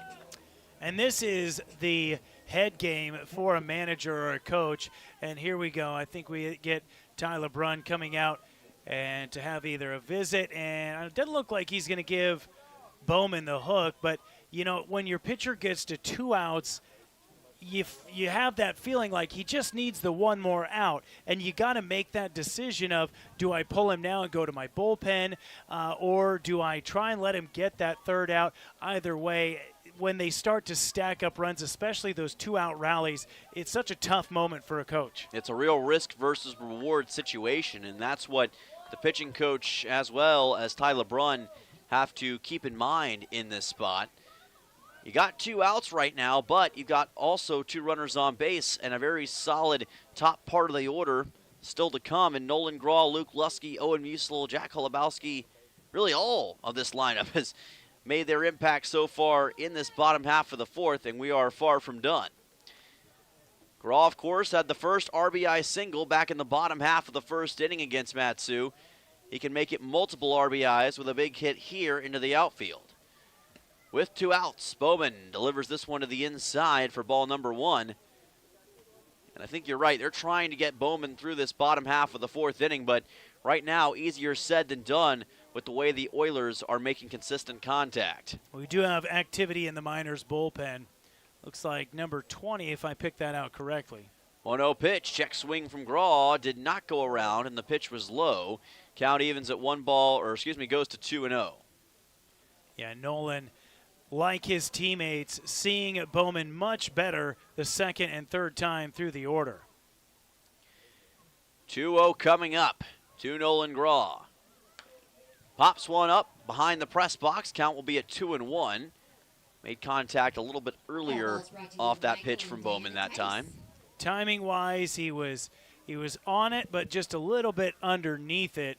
Otherwise, that one would have been left center as well, like the Musil hit earlier. Let's see what he can do here. 2-1. Breaking ball hits him on the right arm, and that'll send him on to first base. And the Oilers have loaded the bags here in the bottom of the 4th. And look who it is. It's the Bomberman stepping in, Luke Lusky. Hitless tonight. Struck out in his first at-bat. Then he was on it the 2nd time, but a little bit on top of it. Chopped it back to the pitcher. 3rd time through, let's see if Luke can hit one on the screws. Yeah, he's had opportunities with the bases loaded throughout this series to deliver a game-shattering home run, and that would certainly accomplish that here in this inning, but instead he's going to drive it right up the middle for a base hit. Coming home is Brown. He scores. Here's the throw to home plate. It's not going to make it in time. Cut off by the pitcher. 2-run score. On the rundown is Nolan Graw trying to make his way past the tag. He does not, and that'll put a chaotic bow on the bottom half of the 4th inning. But Luke Lusky will drive in 2 runs on an RBI single, and the Oilers on top 7-0 after 4 innings here in Kenai. What an inning for Peninsula. Back for the top of the 5th in just a moment on ESPN. Don't go anywhere. Upstairs at Beeman's, talking with Steve. It's time to can, and you'll find all those supplies waiting for you at Beeman's. Matt, if you're planning on canning fish or your garden produce, we have a wide range of products for you. We have 4-ounce jelly jars, half pints and quarts and half gallons, wide mouth and regular lids, pickling salt, lime, pectin, and all the tools you need to can those products. You'll find everything you need to can right here at Beeman's, located on the Kenai Highway in Soldotna. Gentle Dental in Soldotna continues to invest in the latest dental technology. Their new 3D scanning system makes Invisalign treatment One extra, Roger. and future of dental implants more precise and predictable than ever before. They've also refreshed check or it file. Call 907-262-8834. Great news, Kenai. Central Public Health better community. We're proud to once again offer lab services, screening mammography, and both these screenings at a convenient location here in Kenai. We're proud to bring these important services back to the Kenai community because everyone deserves access to quality health care close to home. Learn more at CPCH or call 907-714-4495. Peninsula Health Center, compassionate, personalized health care close to home.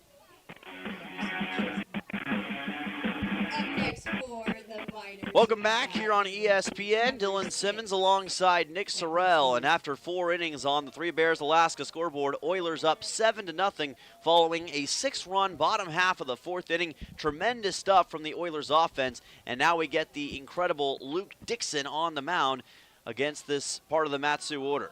Luke has been on point all night. We'll see what he does against the 5 through 7 hitters. This pitch is going to be delivered low for ball number 1. And right now, the Oilers are certainly in the driver's seat for this game. But as we've seen many times throughout this series, you never want to count your eggs before they hatch. And that's what the Oilers have to be careful of here with Declan Spooner at the plate. Here's a ball sharply hit over to first, picked up by Lusky. Covering the bag is Dixon. He dropped the ball. Is that an out?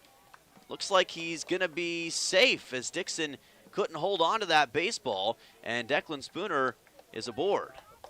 And I think that's going to go down as an E1 catching error by Dixon. He was on his horse, headed for first base. Lusky thought that it was a foul ball. He still fielded it, which was obviously the right and the smart thing to do.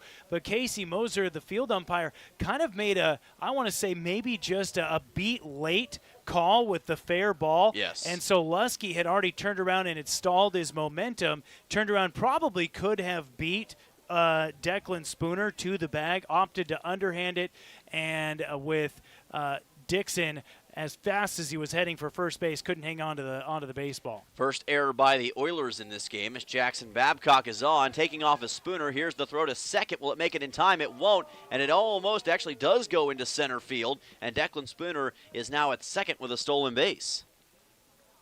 So very quickly, the Miners being aggressive on the base paths, understanding the ground that they have to make up to get back in this ball game, trying to create their own opportunities.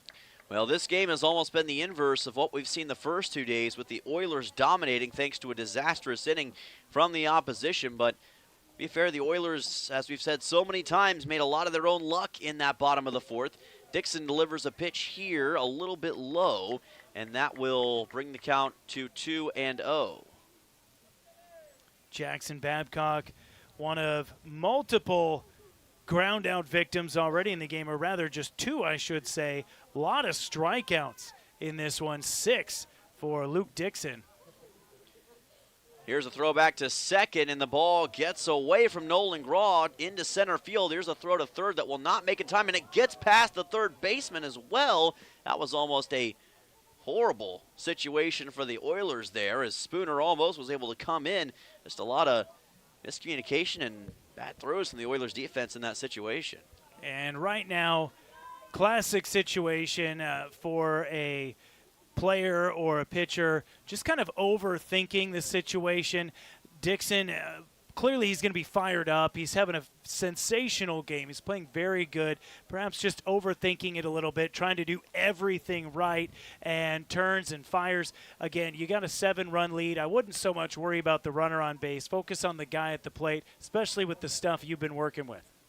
So now Babcock with a 2-0 runner at third. Here's a ground ball over to second, picked up by Shane Cannon, throws on to first, but this will score the first run of the game for the Mat-Su Miners on a 4-3 ground out from Jackson Babcock. Spooner scores, and it's 7-1. So we'll have to go away before we get ourselves an earned run on that. We'd have to have at least 2 more bases from, or a single from Canyon Millar or Diesel Toth. So run given up by Dixon, but unearned at this point. Millar now comes to the plate. Still just 1 out in this top of the 5th. This pitch is delivered low, bouncing off the plate above the head of Isaac Fernandez. Millar is the 7-hole hitter. Obviously not the start that the Oilers wanted to this top of the 5th, but again, still a 6-run lead. Dixon's fastball is popped foul by Millar towards the left side. Count evens at 1-1. I wouldn't hate a mound visit from the catcher, Isaac Fernandez here, just to kind of go out. Feels like Luke just needs like a little bit of a settle down. We're doing just fine. Could be a little unsettled in this situation. 1-1, and that pitch is low for ball 2. I think that your idea might not be the worst one right now. Just doesn't look quite as efficient with the location of some of these pitches right here. Tightening up a little bit as the inning has gotten away, and he still hasn't actually even given up a hit in the inning. 2-1. Here's a high fly ball deep to right field, back towards the wall, and this one is gone. Canyon Millar hit that one towards the Cook Inlet, and the Mat-Su Miners make it a 5-run game on a solo shot in the top half of the 5th. Well, there we go. It just seemed like there was an opportunity missed there for either one of the coaches or for the catcher, Fernandez, to go out and just have a brief conversation with Luke and say, again, no hitter ended there with the long bomb. But, you know, look, man, the runner reached on an error, got a little bit tight. You hadn't given up a hit yet. Just take a breath. But there it is, and the score now 7-2. Diesel Toth now to the plate, and as you mentioned, there goes the no-hitter. Count now at 1-0, and just as the Oilers had a big statement to make in the bottom of the 4th, Mat-Su starting to make a statement of their own in the top half of the 5th. Oilers still with a 5-run lead, but beginning to shrink now as Dixon does deliver a breaking ball up for a strike. Count at 1-1. Canyon Millar, that was his first home run of the season, and that was crushed to right center. Absolutely demolished, and this pitch high and tight on Toth for ball 2. And again, I'm just surprised we haven't seen anybody go out there and try to talk to Luke and just help calm him down a little bit. He still seems rattled. 2-1 pitch is delivered. Here's the ball popped up. It's going to be foul, and it will land somewhere back towards the concession stand. 2 balls and 2 strikes. Of course, Luke is a veteran pitcher, and he's been doing this just about longer than anybody else on this Oilers roster. But even the veterans sometimes need a moment to calm things down and get their bearings and wits back about them. We'll see if Dixon can overcome it. 2-2 pitch. Breaking ball is going to bounce right off of Dixon, picks it up. Can he throw to first in time? He tries and overthrows Luke Lusky. That was a mistake, and the ball bounces off the fence. Thankfully, Toth will not advance past that. And Mat-Su with another man aboard as Dixon just fired that one to parts unknown, and it looks like Caden Tharp is motioning for the bullpen to get ready and maybe bring in a new pitcher, and they will. And I'm curious, I really wish that we could have seen Luke stay in the game a little bit longer. And are we going to get a new pitcher or just here's a mound visit? Oh, yeah, we are. We do. Here he comes. So a new pitcher will be coming up here for the Oilers. Luke Dixon's day will come to an end after 4 1/3 innings pitched, and Oilers on top 7-2, trying to make some quick work of Mat-Su in the remainder of this frame. Back in just a moment on ESPN. Thinking about a new place to land here on the Kenai Peninsula? At Ashman Krause Real Estate, we believe real estate should feel clear, calm, and personal from the very first conversation. Whether you're buying your first home, moving across town, or preparing to sell, we guide you through every step with local knowledge and genuine care. Ashman Krause Real Estate at Jack White Real Estate, guiding you Come home back. with care.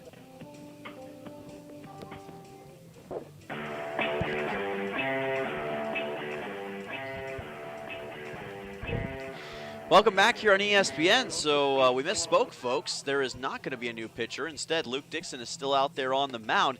Looked like there was somebody coming from the bullpen, and Dave Dawson came out like he was going to change pitchers, but he decided not to. And now with a 2-2 count, Cash Millar is at the plate after his brother Kenyon delivered a solo home run shot just a few moments ago. It's actually a 0-0 count. My apologies. That was off the last play by Diesel Toth, which I think will probably be recorded as a hit in that situation, I'd imagine. That's what I would say. Here's a bunt attempt by Millar. Pitch got by him and ended up making it an 0-1 count. Yeah, and it's interesting here that for Dixon, the struggles have not been at the plate. Like, it hasn't been him missing his spots or failing to get to hitters, obviously the exception being the Millar home run. It's been the play in the field. He has one error already in the inning. Here's a high fly ball deep to right field. Hangs up for Brady Brown, and he makes the catch. Runner's going to tag, and, well, he's going to think better of it.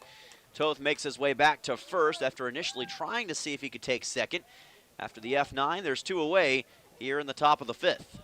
And the mound visit from Coach Dawson, inevitable, right, with the way that the inning was going. And again, the struggles all happening in the field of play, not with the pitching or the mechanics or anything for Dixon.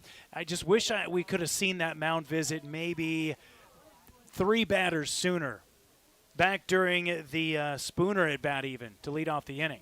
Back to the top of the order to Will Godfrey. Reached on a walk his first time up. This pitch by Dixon is to the outside for ball 1. Yeah, there's a lot of conversation to be had about timing when it comes to visits. And certainly it could have been performed earlier perhaps to help settle down some of the craziness we were seeing. 1-0 pitch is just outside and high for ball 2. And Diesel Toth was looking as though he was trying to steal second with everything in his body right there. If I'm the Miners right now, I'm reading the room. I'm seeing what's happening on the mound, and that Dixon has gotten into his head a little bit with runners on base and things going. I'm going to try and create more chaos, especially with 2 outs. Here's a pickoff attempted back to first. Throw to Lusky, not in time. Lusky does a good job to dig that one out, too. And you're trying to, like you said, force some chaos and force Dixon into another mistake. The mental game becomes as big as anything right here in the top of the fifth.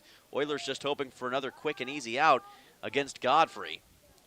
Here's another pickoff attempted. Throw not in time to get Diesel Toth once again, although it was a good effort. And for Luke, again, what I'd like to see here is 5-run lead, 2 outs, and a guy at the plate. Runner on first, yes. I would keep my attention going toward home plate. 2-0 coming up from Luke Dixon. Here's a ground ball hit sharply to short, and Graw mishandles the ball. That's an E6, and that's going to put Godfrey at first and Toth at second.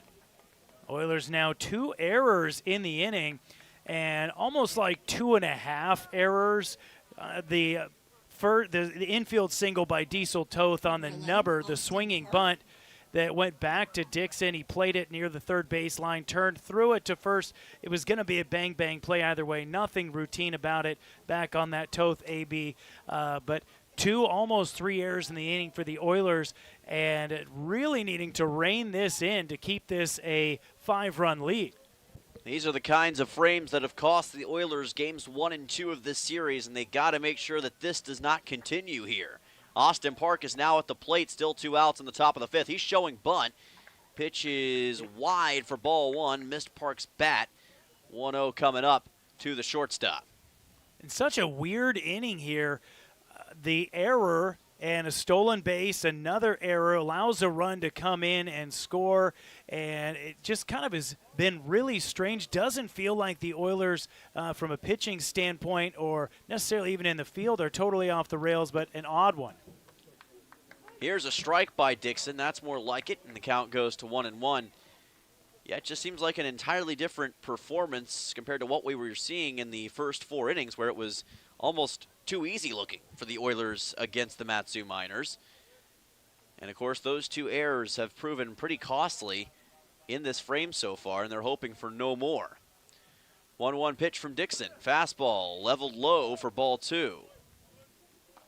Trying that fastball on Park. Park's not biting, and it's been good for him so far.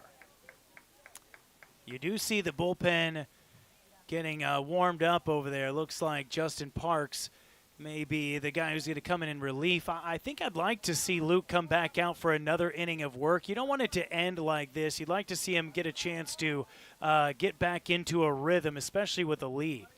2-1 pitch, ground ball fouled by Park to the left side, and that will even it at 2 balls and 2 strikes. And I got to agree with you. I think that Luke Dixon definitely still has a solid inning of work in him in this situation. Don't want to maybe push your luck too much past that. Maybe let Justin Parks finish it after that if possible. You got the 5-run lead, so it's a little bit less stressful of a situation than it would be otherwise. But if you give up a couple more runs in this top of the 5th, it's pretty concerning if you're an Oilers fan. Yeah, like you say, a 5-run lead, it feels like we're creating more stress than the moment would necessitate. Right. If this was a 1-run game, sure, the tension should be a little higher. Again, just absorbing that lead and letting the moment chill you out a little bit. 2's across the board, and this pitch is ball 3. Too low this time on Park, who's done a really nice job of working this one full. And we have a payoff pitch coming up of massive magnitude from Luke Dixon. Right, because you don't want to load the bases up here. That would put the penultimate run, or the proximate run, rather, at the plate for Luke Hughes, who has gone deep twice this season, did so last night. Luke Dixon trying to wrangle this inning together. 3-2 coming up to Austin Park. Can he park him in his place? Taking his time, payoff pitch is delivered, and there's a breaking ball for a called strike 3. Fist pump from Luke Dixon after the fact. That was maybe the biggest strikeout of the game thus far for the Oilers. But the Mat-Su Miners still a successful top half of the 5th inning. 2 runs, 2 hits, 2 errors, and 2 men left on base. Owen Musil, Jack Holubowski, and Reed Oakley will be due up in the bottom of the 5th. When we come back on ESPN, Oilers up 7-2. Fall is just around the corner. Are you ready for your next chapter? At Kenai Peninsula College, we're ready for you. Registration for the fall semester is now open, offering the classes you need close to home. And big news, our residence hall is now open. You can once again experience full campus life, build lifelong friendships, and live where you learn while taking classes at KPC or any UA campus. Don't wait. Secure your classes in your room today at kpc.alaska.edu. Find your place at KPC. Looking for the toughest trailers and equipment on the Kenai? Head to White Spruce Trailer Sales on K Beach Road. Their local dealer, TYM. That's right, they have TYM tractors and implements. Anything from TYM pallet forks, box blades, snow removal, and more. Built to work as hard as you do. From sales to service, they've got the parts you need to keep your equipment running strong all year long. Speaking of service, White Spruce offers a full-service shop with special discounts for commercial companies because supporting local businesses matter.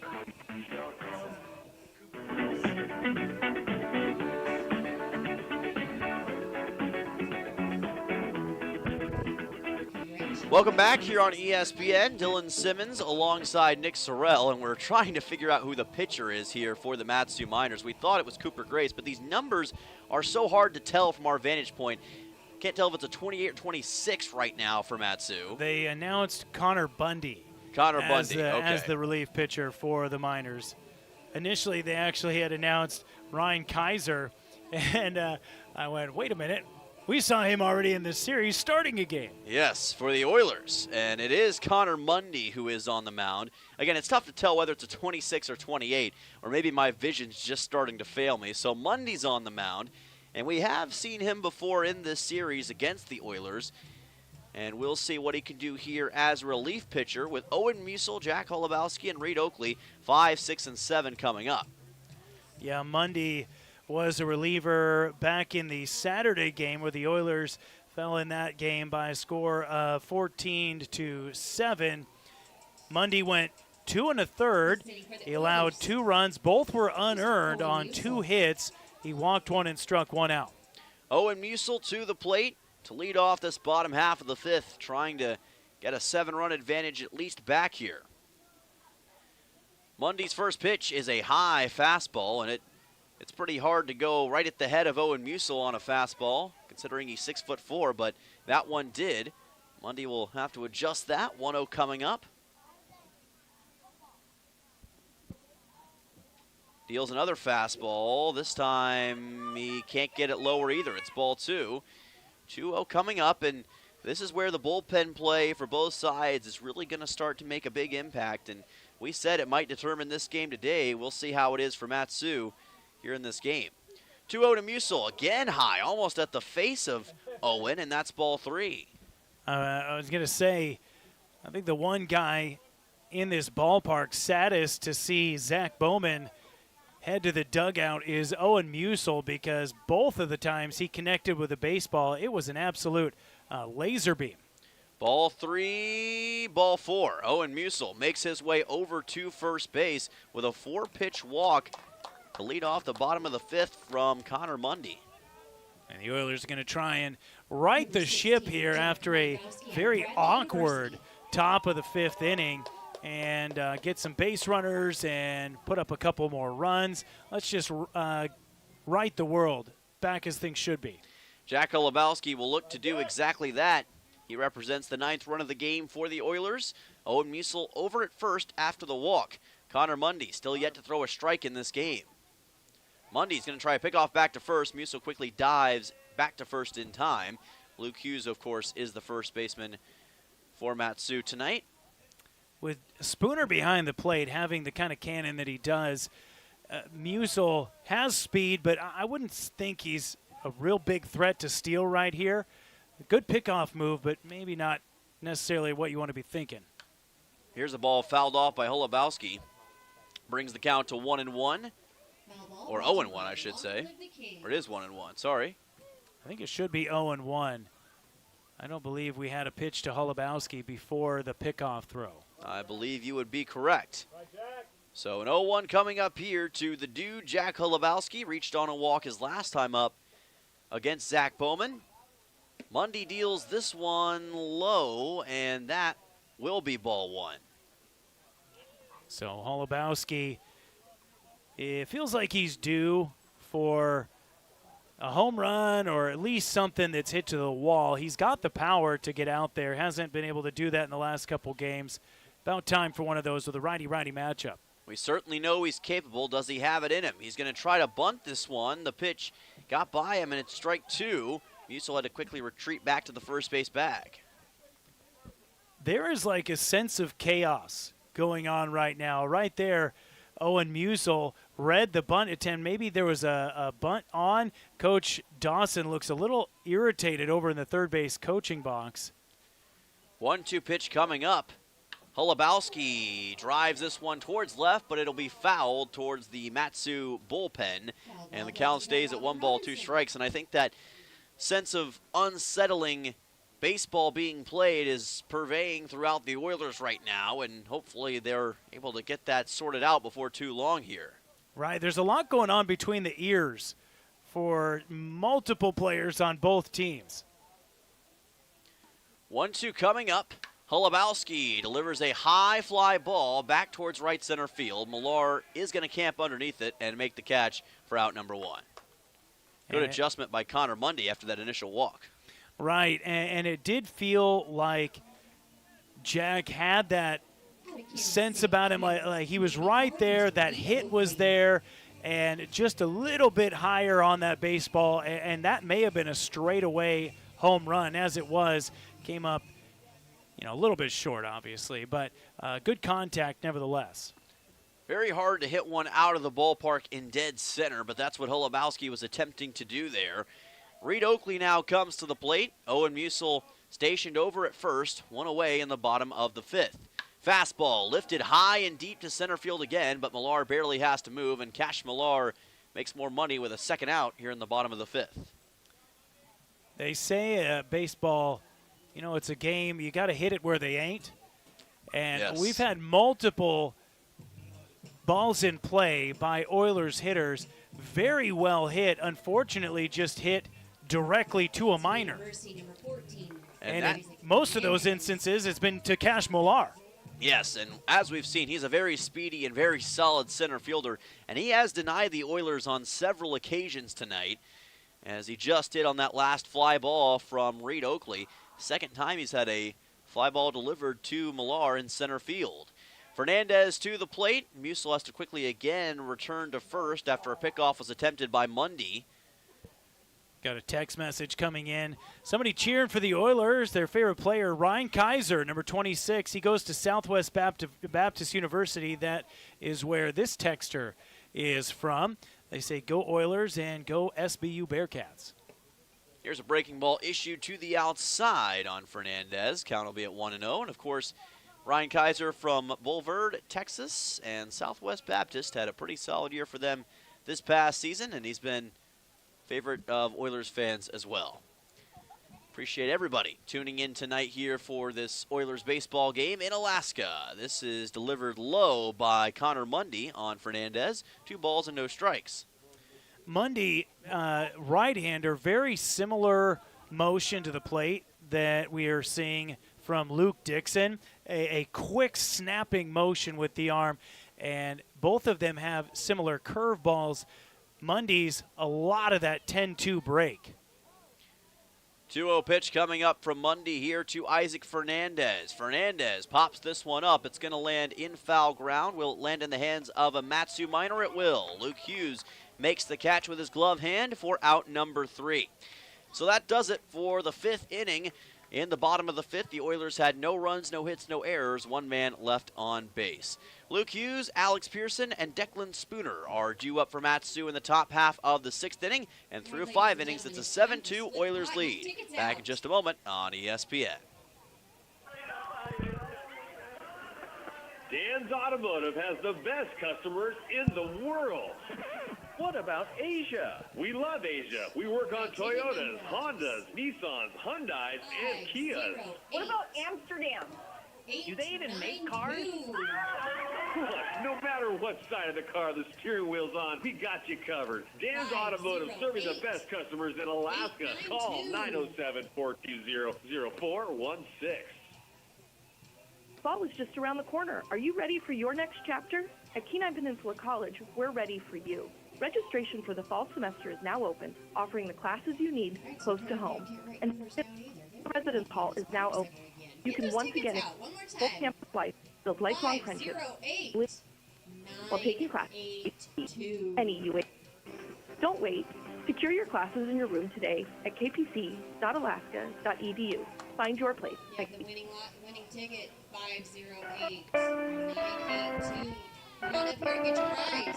Welcome back. You're on ESPN. Dylan Simmons, Nick Sorrell joining you from Coral Seymour Memorial Ballpark. And after 5 innings on the Three Bears Alaska scoreboard, it is Oilers 7, Matsu Miners 2 in Game 3 of this 4-game series here at Coral Seymour. Luke Dixon remaining on the mound here to start this top of the 6th. And Nick, I think we both agree that's the right move here for the Oilers. This feels like a great coaching decision from Dave Dawson to send Luke back out to the mound after a very chaotic 5th inning, which I don't necessarily lay on the shoulders of Dixon because things were wonky on the infield, the errors, runners on base, and it feels like the chaos rattled him a little bit, and you saw that in the home run to Kenya Millar. I like to give him a chance here to reassert himself. Here's his 65th pitch of the game, and the fastball certainly reasserts things for him. It's an 0-1 count as the sophomore from Flagstaff, Arizona, swung and missed at that offering. 0-1 pitch being delivered here by Luke Dixon. Deals another fastball. Check swing. Did he go around? No. First base umpire says ball 1, and the count evens at 1 ball, 1 strike. Isaac Fernandez willing that appeal to first base, as catchers often do. You want to immediately point down there, and sometimes home plate says, yeah, okay, we'll check. 1-1 pitch coming up from Dixon. Another check swing. Will there be an appeal? Yes, and they call it a strike this time. They say Hughes went around, and the count is at 1-2. I think what you're seeing here is that Dixon clearly coming back out with the mojo once again going, as he's got Luke Hughes off balance with back-to-back pitches. That he certainly does, and his 1-2 to finish the job is low for ball number 2. Remember, Dixon also ended the bottom or top of the 5th with that strikeout as well to maybe reinvigorate himself and bring him some confidence once again. He tops his season high for strikeouts in a start. Last time out he had 6. Now he's got 7. 2-2 pitch looking for magic number 8, and this pitch is high and tight for ball 3 on a breaking ball. Payoff pitch coming up. Tried to get him to go after the fastball at the knees, and unfortunately pulled it. It was a little bit low. Now went back to the curveball, but missed it high.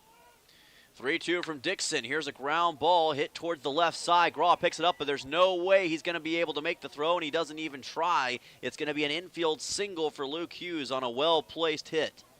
A smart decision by Nolan Graw to put that one in his pocket. There was no way he was going to be able to pull off the Jeter throw from nearly behind third base with the jump and spin, and a quick guy like Luke Hughes chugging down the first baseline. So kudos to Nolan for that heads-up play. Yeah, that's a hit that obviously you're not happy about surrendering, but you also understand there's not much you can do in a situation like that. Alex Pearson to the plate. He's going to deliver a ground ball over to second. Chance to turn 2. The shortstop throws on to first, and it's a 6-3 double play as Nolan Graw did a great job getting some redemption there for 2 outs. Graw almost didn't even, well, he didn't have to move laterally left or right. He had to take just a couple steps forward, and that was a grass-cutting grounder hit right at him. He probably could have stopped and granny threw that pitch over to first base with the amount of time he had to finish off the double play. That's one of the easiest double plays you'll see all season for the Oilers, and Nolan Graw doing a great job of quickly getting on second and then making that throw. Declan Spooner to the plate. Dixon delivers his off-speed stuff to the outside for ball 1. And we'll see a 1-0 coming up from the graduate pitcher from Arkansas Tech. Of course, one of Dave Dawson's great pitchers from this past season. Swing and a miss here for Spooner. Count goes to 1-1. Yeah, his stuff looks very good once again. Spooner was the guy who started that chaos when he reached on that awkward infield error in the 5th inning. 1-1 pitch. Pitch delivered to the inside for ball number 2. 2-1 coming up for Spooner, who entered tonight's game with a .292 average, .414 on-base percentage, 14 hits and 7 RBIs, and 48 total at-bats. Trying to get a hit here off of Luke Dixon. 2-1 delivered by Dixon, and he places this one low, and for the first time, I believe, today, he's in danger of issuing a walk here. Well, he had the leadoff walk in the top of the first to Will Godfrey, but other than that one, everything has pretty much been right on the money. The motion on that throw to home plate a little bit different. Ball 3 coming up, and he does deliver the fastball for a looking strike, bringing the count full at 3-2 on Spooner. Letter high. Was a very, very close pitch. The home plate umpire, Carson Jacobs, he's expanded the strike zone kind of all night, which has made it a little bit more difficult for hitters, and it's helped out the pitchers. Payoff pitch from Dixon, just fouled off by Spooner. Fouled it off his own leg, it looks like, and he's taking a moment to collect himself after that one. Yeah, he took it off his leg or his foot, and he's, think about his life choices for a moment here as he walks around, and we'll redo the payoff pitch.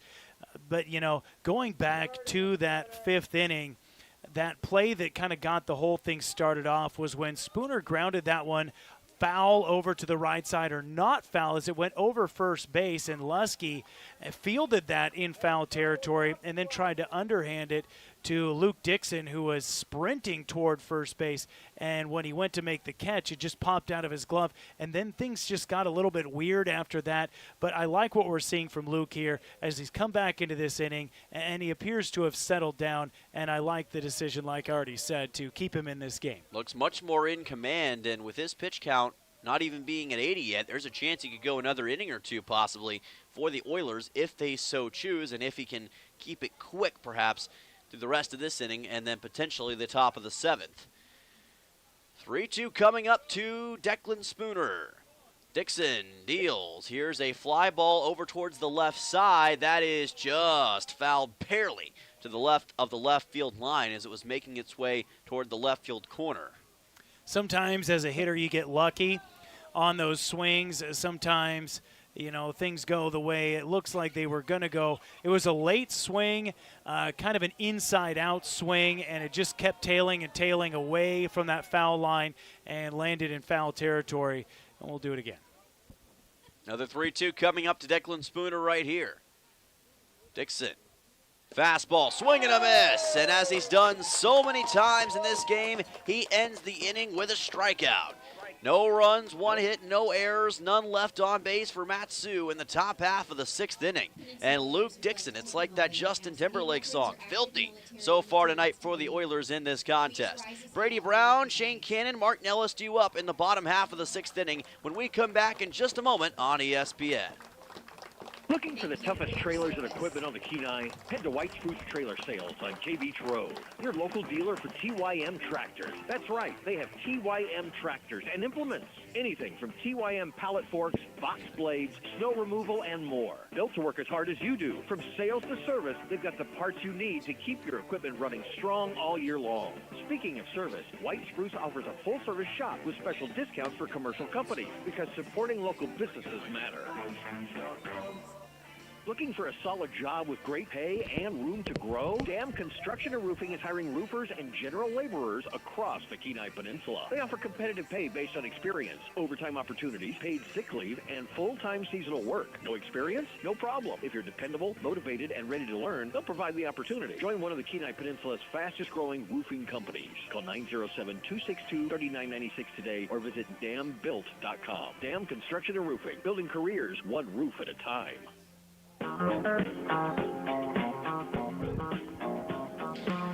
Welcome back here on ESPN. Dylan Simmons and Nick Sorrell joining you for the bottom half of the 6th inning.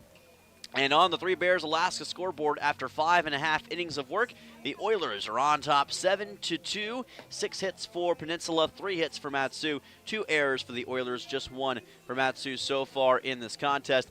As Connor Mundy will be on the mound for this bottom of the 6th once again, his 2nd inning of work. Brady Brown, Shane Cannon, Mark Nellis to lead off in this penultimate home game of the Oilers regular season. And based on the love and daps that Luke Dixon was getting when he went back to the dugout, I'm inclined to think that was his last inning of work. I think we're going to get Justin Park when we see the Oilers back out in the field defensively. Dixon, 6 innings pitched. He gave up 2 runs, both earned on 3 hits, walked 1, and struck out 8.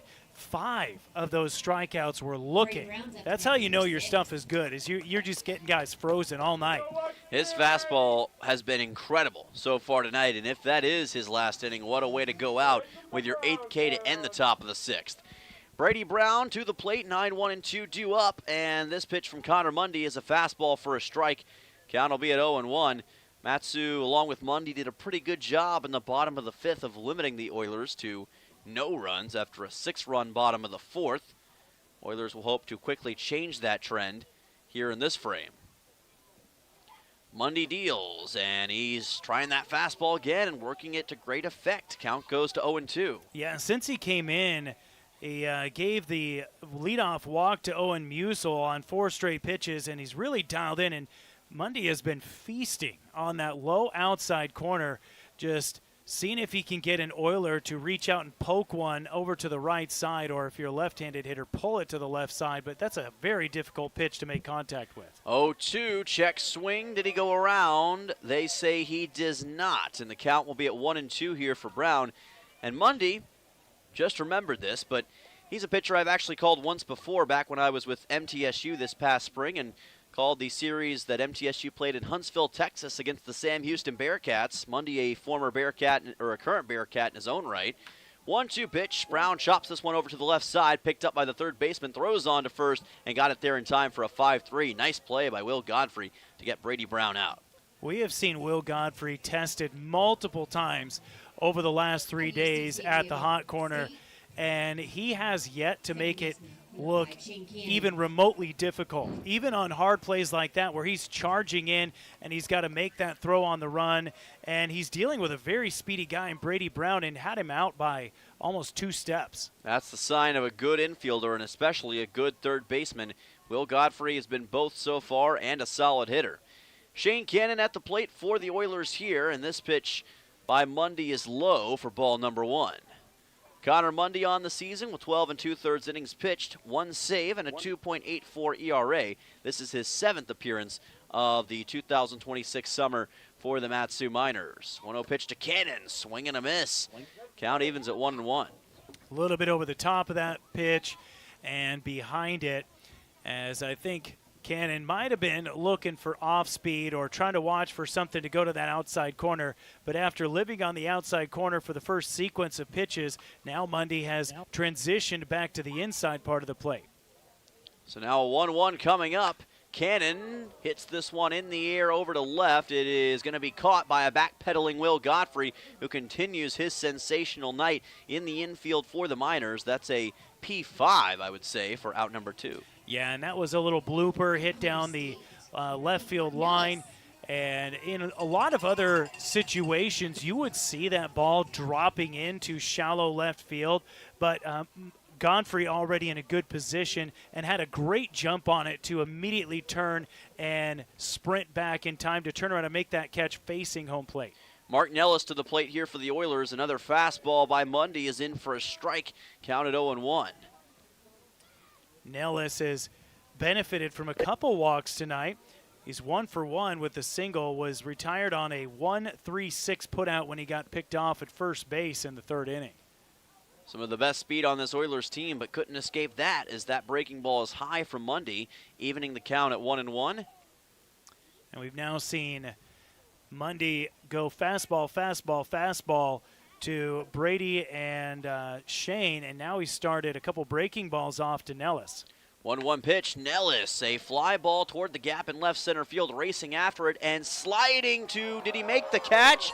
They're going to say he did not. They're saying that that one was not caught, and now a throwback to first is well away from Luke Hughes, and Mark Nellis is on with a single, and then I guess a throwing error there from the Mat-Su Miners puts him on second, as they say that Pearson did not complete the process of the catch.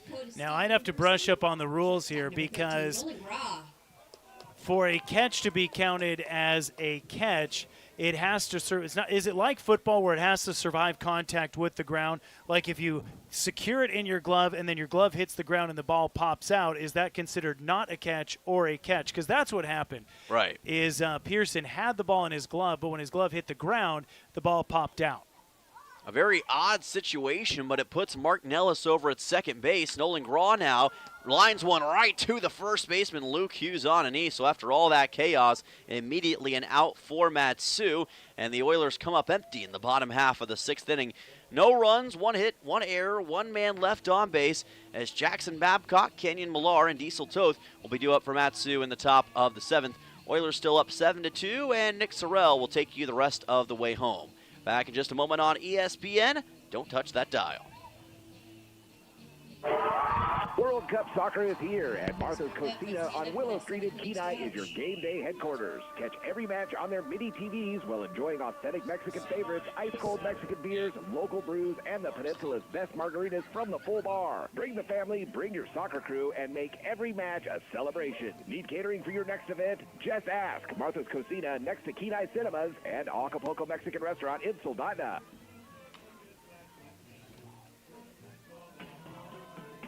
Hi, this is Justin Ruppert. There's nothing like a small town. It's real community. And that's one of the reasons I'm raising my family here.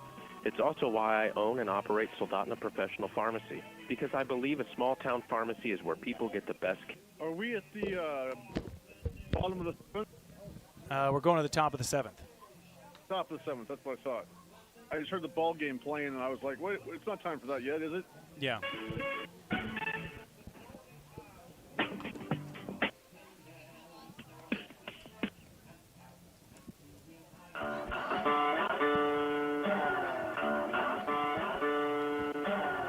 Well, thanks, Dylan, for spotting us a 5-run lead as we got through the middle innings. Oilers putting up big numbers in the bottom of the 4th. 6 runs on 4 hits back in that inning. In the 5th inning, quiet, no runs, no hits, no errors. And in the bottom of the 6th, just one of those awkward nights for both teams. The Oilers have been the beneficiaries here. Nick Sorrell along with Dylan Simmons as we go to the top of the 7th inning. The Peninsula Oilers on top of the Mat-Su Miners 7-2 in Game 3 of a 4-game set, and the Oilers desperately, it felt like, needed a win. Maybe desperate isn't the right word, but it feels like at a minimum you wanted to split this series with the Miners. At most wanted to pick up a win. You definitely didn't want to drop 3 out of 4. Yeah, you certainly didn't, and especially 3 games in a row to this Mat-Su team that you've beaten on the road once this season. So this felt like a really important game for the Oilers to go out there and perform at a top level. So far, for the most part, they've been able to do that, but it's going to be up to Justin Parks after the fantastic performance by Luke Dixon to keep the Miners at bay. Yeah, so Dixon's night is done. The left-hander Justin Parks steps in, and the first pitch he sends in to Jackson Babcock is fouled back up and off the stanchion behind home plate. Strike 1. And these two, the Dixon Park combo from starter to reliever is, it feels like if the Oilers make it into the top of the World Championship Series, here's the 0-1 pitch, and it's a curveball that misses inside for ball 1. If Coach Dawson pairs these two up in a game in that championship series, almost feels like an automatic win. You don't want to jinx it by saying that, which I just said it anyway, but these two have been so locked in as a starter and a reliever. Here's the 1-1, and it's hot inside, and having to dance out of the way of it was Jackson Babcock, and they count 2 balls and a strike. Yeah, delivered that one well to the inside, and I have to agree. I feel like this combination of starter and reliever is one of the best that you could ask for on this Oilers team, and Justin Parks has been one of those top relievers all season long for Peninsula, trying to help them not just to win this game, but to set themselves up well for tomorrow's game as well, if they can hold on and win. After the pitch goes all the way to the backstop, here's Park with a 2-1, big cut and a miss by Jackson Babcock to even the count at 2 balls and 2 strikes. Babcock 0 for 2 tonight, a ground out in the 2nd inning and a ground out in the 5th, but he did pick up an RBI on that one. That was after Declan Spooner reached on that awkward error to begin the top of the 5th, stole second. Here's a liner, a looper. It takes a bounce off the infield grass lip. Long throw from the shortstop Graw, but gets it there to Lusky in time to retire Babcock for the first out of the inning. That was a little bit stressful because that ball was hit pretty deep in the infield to Graw, and he had to take a second because it bounced low. The throw was maybe just a hair high, but give credit to Luke Lusky, able to haul it in and get a critical 6-3 to lead off the top of the 7th. Graw was set up on the shallow outfield grass in left center there from the shortstop spot. Made the throw a little bit longer, but when you got that kind of range, you have the luxury of setting up kind of wherever you want like that. You certainly can make it work. Here's Kenyon Millar. Last time he was up, he belted a solo home run to right center field. First pitch from Justin Park is a breaking ball off the outside part of the plate to the left-handed hitter for ball 1. Parks has a 1.17 ERA right now, a 2-0 record, and 15 of the 3rd innings pitched so far on the season for the Oilers. 1-0 pitch is looped toward left field. It's going to drop just inside the left field line. Should be 2 bases for Millar, who's having himself one heck of a night against some very good pitching. He is in with a 1-out stand-up double against Justin Park. And that was a very good-looking swing from Kenyon Millar, who's seeing the ball very well tonight. Oh, he is absolutely. First time he hit it over to right field. This time he gets it to the left field corner. Doesn't seem to matter where the ball's going to end up. Millar can just drill it over there. And he's been the lone guy that's really just puzzled the Oilers pitching tonight, whether it's been Dixon or Parks. Otherwise, it's been pretty dominant, so give credit to Kenyon Millar on a couple of extra base hits now. Here's Diesel Toth, who's 1 for 2. Reached on an infield single in his last at-bat. A tapper back to the pitcher. First pitch from Park is a called strike at the knees. That was that other awkward play in the 5th inning where a swinging bunt went up the third baseline and Dixon chased it down and opted to try and turn and fire it over to first base. It went past Lusky, but a collision between Lusky and Toth kept Toth at first base. He ended up stranded at second in that inning. There's a foul ball, flared and twisted off to the right side, and Parks quickly ahead in the count, 0-2. The score is 7-2. The Peninsula Oilers on top of the Mat-Su Miners in the top of the 7th inning. On your Three Bears Alaska scoreboard, there's 1 out in the inning after the ground out by Jackson Babcock, and then a stand-up double by Kenyon Millar has him in scoring position for Diesel Toth, who's behind in the count 0-2 to Justin Parks. The left-hander checks the runner at second, now comes home, gets a swing and a miss. He got Toth to chase one upstairs, and that's strikeout number 1 tonight for Justin Parks. Not an enviable position for a batter to be in. Once Justin Parks gets his fastball rolling, it's hard for anybody to be able to make contact with it. And between Parks and Luke Dixon today, the fastball has been a huge asset to these Peninsula Oilers. And now the center fielder for the Miners, Cash Millar, will step in. The right-handed hitter is 0 for 2 tonight. A strikeout looking and a fly out to right field. He's going to try and pick his brother up, who had a 1-out double a few moments ago. Lefty-righty matchup. First pitch from Parks is on the inside corner and at the knees for a called strike. And when Parks is finding his locations, virtually unhittable.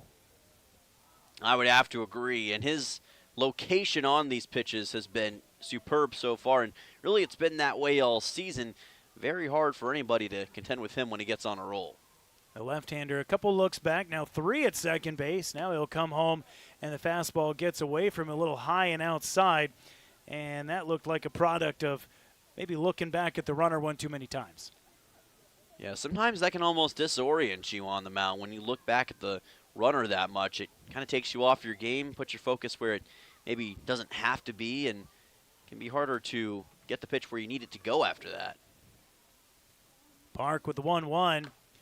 Is fouled off the foot of Cash Millar, and he is in some pain. Immediately goes down to the dirt, slow to get back up. I think he's going to try and walk this off. His coaches immediately out of the dugout and come in from the third base coaching box to check on him, and he'll just keep trying to walk it off. Yeah, obviously never a good situation when you hit it off of your own leg or foot or wherever that went. He's kind of pointing to his left ankle area. Inside part of the ankle. He's got that guard on the inside of his left leg down in the shin area that extends down over his ankle, and just a bad piece of luck when you have the protection there and miss it. And we saw that happen earlier with Isaac Fernandez, was able to shake it off okay, but he got hit in a very similar location that doesn't really have padding. Yeah. So these baseballs are just finding a way to make contact with these bodies despite the protection tonight. Cash Millar will dig back in after he takes a little bit of a walkabout a couple times around the batter's circle.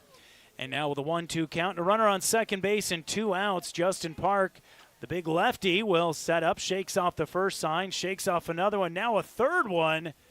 He knew exactly which pitch he wanted, and now he's asking Fernandez to pick up the sign there, gets one he wants, looks back, and he comes home with a fastball and misses his spot on the inside corner. I think Fernandez and Parks got a little bit crossed up. Parks was set up on the outside corner, and that pitch misses inside to even the count at 2-2. Parks will once again eye the catcher, gets one he wants on the first sign. The lefty sets at the middle, comes in and misses low and inside, and the count fills up. And I think we're seeing tonight, in a very demonstrative way, how mental the game of baseball is. Even in little microcosms like that, where you have a pitching sequence over the course of 2 pitches, where Justin on the mound doesn't like 3 consecutive signs from his catcher. and then they get a little crossed up. Then he takes the first sign, and he just pulls it inside. And once the rhythm and the tempo start to get off, it's difficult to regain that centrism. Yeah, it absolutely is, because it throws off the whole rhythm of what you were doing before. And finding rhythm is a tough thing. Trying to maintain it may be even tougher, and any small distraction or hiccup like that can quickly throw off the whole rhythm you were trying to establish. Now it's a 3-2 count with one on second and 2 outs. A fastball gets a punch out at the knees, and Millar doesn't like it. He spins the bat off toward the third base side, but he is down looking, and that is the 10th strikeout for Oilers pitching tonight. And the Miners will strand one on second base. No runs in the inning, 1 hit, no errors, and the 1 man left on. It's 7-2 Oilers, and we go to the bottom of the 7th on ESPN Radio. Looking for the toughest trailers and equipment on the Kenai? Head to White Spruce Trailer Sales on K Beach Road, your local dealer for TYM tractors. That's right, they have TYM tractors and implements. Anything from TYM pallet forks, box blades, snow removal, and more. Built to work as hard as you do. From sales to service, they've got the parts you need to keep your equipment running strong all year long. Speaking of service, White Spruce offers a full-service shop with special discounts for commercial companies, because supporting local businesses matter. Looking for a solid job with great pay and room to grow? GAM Construction and Roofing is hiring roofers and general laborers across the Kenai Peninsula. They offer competitive pay based on experience, overtime opportunities, paid sick leave, and full-time seasonal work. No experience? No problem. If you're dependable, motivated, and ready to learn, they'll provide the opportunity. Join one of the Kenai Peninsula's fastest-growing roofing companies. Call 907-262-3996 today or visit dambuilt.com. GAM Construction and Roofing, building careers one roof at a time.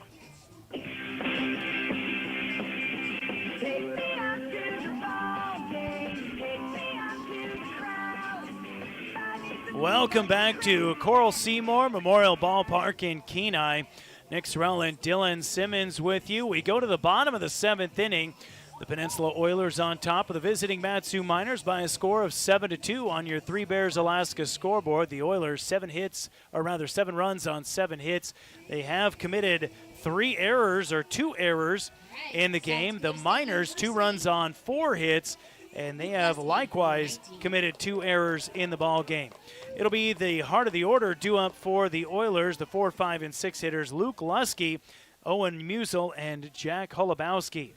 The right-handed hitting Lusky, who is 1 for 3 this evening, will dig in. He's got a strikeout, a ground out, and an RBI single. First pitch from Connor Mundy is a curveball that breaks off the plate for ball 1. Yeah, Luke Lusky still looking for that explosive hit in this game, of which we know he's very capable of. Feels like this is a critical inning for the Oilers to maybe put the nail in the coffin here. Fastball high and tight for ball 2. Lusky has been in that cleanup role for a reason. He has been very consistent at the plate and delivering big hits when the Oilers have needed them most. 2-0 pitch is a fastball middle for a called strike. Kind of felt like Luke may have left one there. That was a pitch to hit, I think, especially in a hitter's count. Might want that one back. Either way, it's a 2-1 count. Bases empty, no outs. Here's the pitch. The curveball starts very high and doesn't break enough to catch the zone. And it's now 3 balls and a strike. So the Bomberman gets his hitter's count right back against the right-handed pitching Mundy and has another chance here. Long hold. Now the pitch coming in. And that is a curveball again that misses inside. And I think I may have missed a strike call in there somewhere. I had a 3-1 count, so it's 3-2 now. And that was very close on that last ball. Good take by Lusky. Now what can he do with the payoff pitch? 3-2 from Mundy. Fastball. Late swing, but got a piece of it and fouled it back and out of play, and will reset and do it again. Connor Mundy, 2 innings of work. Now he has only allowed the 1 hit. That was the single by Nellis in the 6th inning. He's walked 1 batter. He's given up 2 hits. And the righty sets at the waist. Long hold here, and now delivers. Foul tip, and it goes off the catcher. And we'll reset once again and try a third time. Lusky with a 273 average on the season. He is slowly approaching the top RBI hitters in the ABL right now with 17, which is good enough for second on this team, just behind Hassenclaver and Musil. Does he have an 18th in him right here? 3-2. High and away, ball 4. And Lusky is aboard for the second time tonight with a leadoff walk in the bottom of the 7th inning. Oilers already have, I would say, more than a couple insurance runs. They lead 7-2, but it never hurts to tack on a couple more. And here we go, Musil again scuffing the plate aggressively as he steps on top of it, coming in from that first base dugout. Maybe that's a pre-at-bat ritual that we just haven't noticed until now. Very likely is something we just haven't picked up on. But the big man, Owen Musil, will step into the right-handed batter's box to face Mundy for the second time. Took a walk on 4 pitches in his last plate appearance, and he looks at a fastball high and away for now what is the 5th straight ball that he's looked at. Remember, he got a double earlier in this game, very nearly got a single before that. He's been on a red-hot streak coming into this game, and he's got a good chance to maybe plate Lusky right here and get RBI number 20 on the season to give him sole ABL RBI lead. Breaking ball starts inside, stays inside, and Musil has to step back to stay away from it. It's a 2-0 count. And he could pretty much just put the bat on his shoulder at this point, it seems like. He hadn't seen anything inside the zone from Mundy to this point.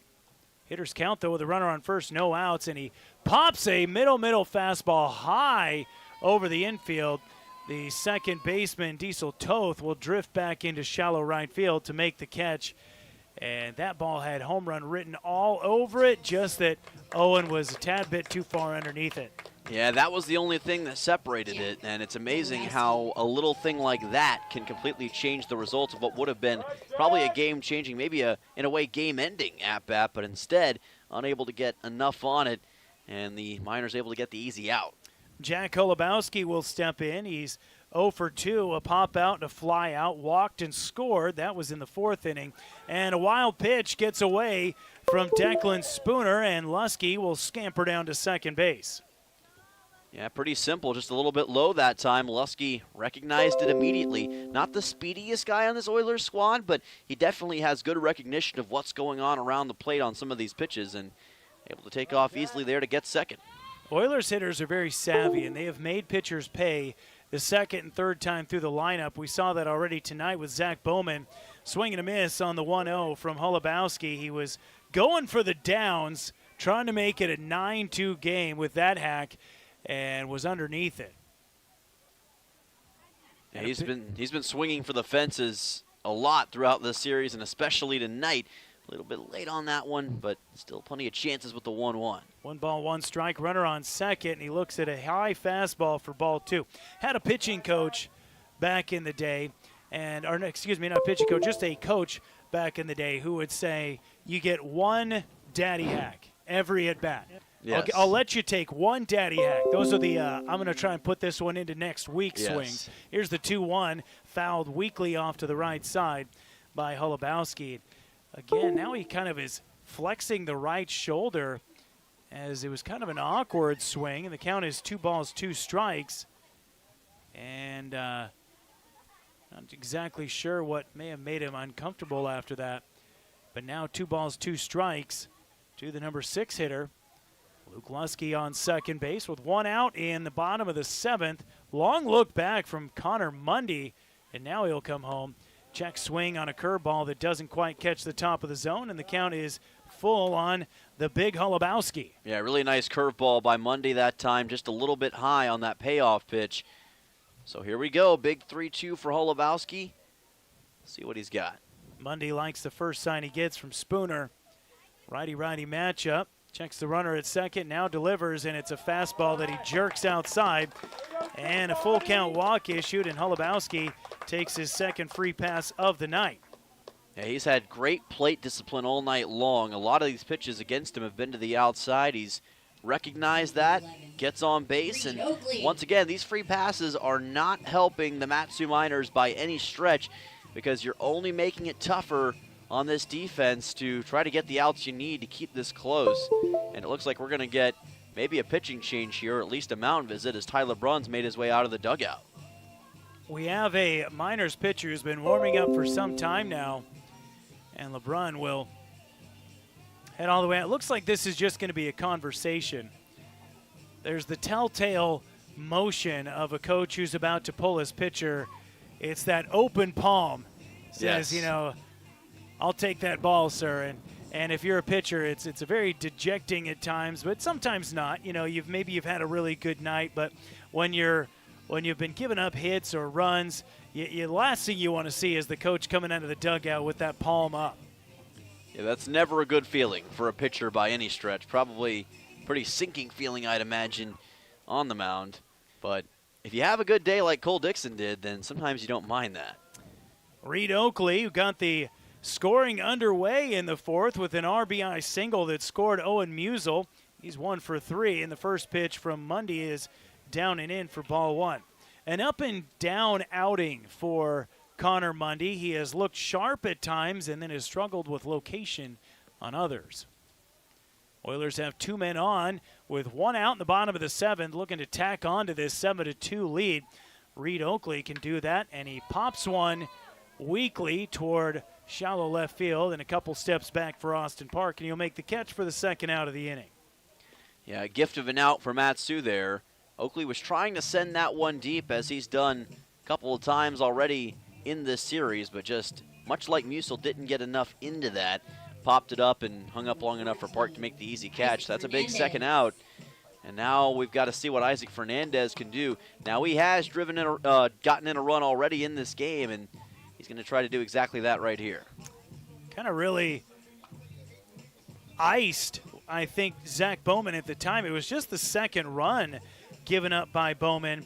But that inning, he had gone double, walk, single, and then Fernandez came in, and his single felt like kind of the beginning of the end for the Miners starter when Isaac singled in Jack Holubowski, who had walked and scored then that inning.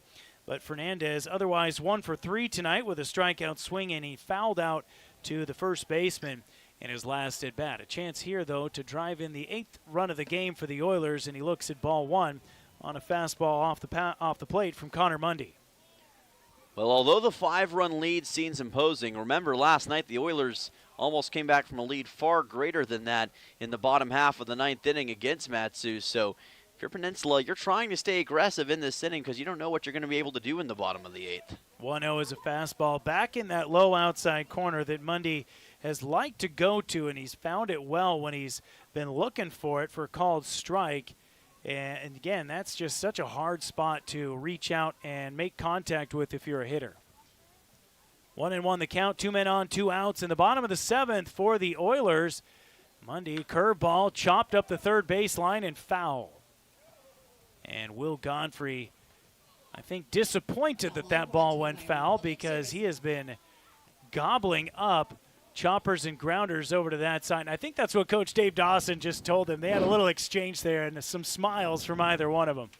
Yeah, I'm sure Godfrey was wishing that was an out, but not to be. And I love the conversation between himself and Dawson.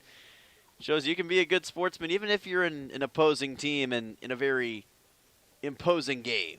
A gentleman's game. Yeah. Baseball. 1-2 the count and 2 outs and 2 men on for the Oilers. Here's the pitch downstairs for ball 2. To Isaac Fernandez. Good take from a steely-eyed guy. The catcher tonight for the Oilers. Been a bit of a platoon behind the plate for the Peninsula team. Fernandez has been one of those guys. Also McCormick, who we saw last night, and then Garrison Jones, another one of the catchers. Fernandez, I think, has probably had the most starts behind the plate. Here's the 2-2. Grounded right toward Godfrey, and he'll take it himself for the force out at third base to end the inning on the fielder's choice by Isaac Fernandez. The Oilers strand 2. They do have a pair of guys walked in the inning, but they do not bring in a run. It's 7-2 after 7 innings. We go to the top of the 8th inning right here on ESPN Radio.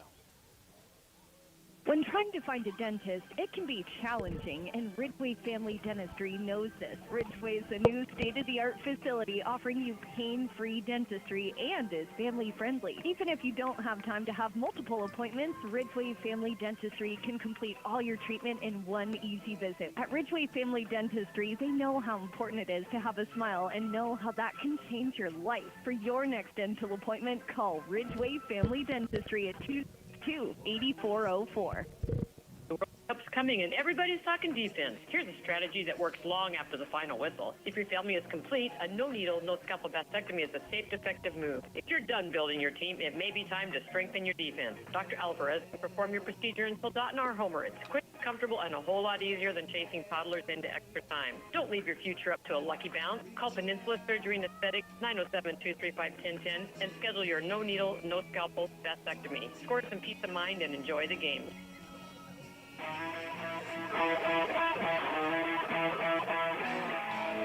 Justin Parks returns to the mound for the Peninsula Oilers as we go to the top of the 8th inning. Nick Sorrell and Dylan Simmons with you. Oilers trying to pick up Game 3 of this 4-game set. They dropped the first one in a lopsided affair, 14-7 last night, dropping the game. Final score was 9-8. The Oilers, though, trailed 9-2. When we went into the bottom of the 9th, they played it 6 runs, and they had a chance to walk it off with the bases loaded and 1 out. Unfortunately, it was a pop-out and a strikeout to end the game. So the Oilers, no reason to hang their heads, though. A lot to fight for. Still in a battle for first place in the Alaska Baseball League, and have put on a show here tonight with several well-hit balls. Justin Park will face the top of the order for the Miners. Will Godfrey, Austin Park, and Luke Hughes. Godfrey tonight is 0 for 2, a strikeout, and reached on an error back in the 5th inning.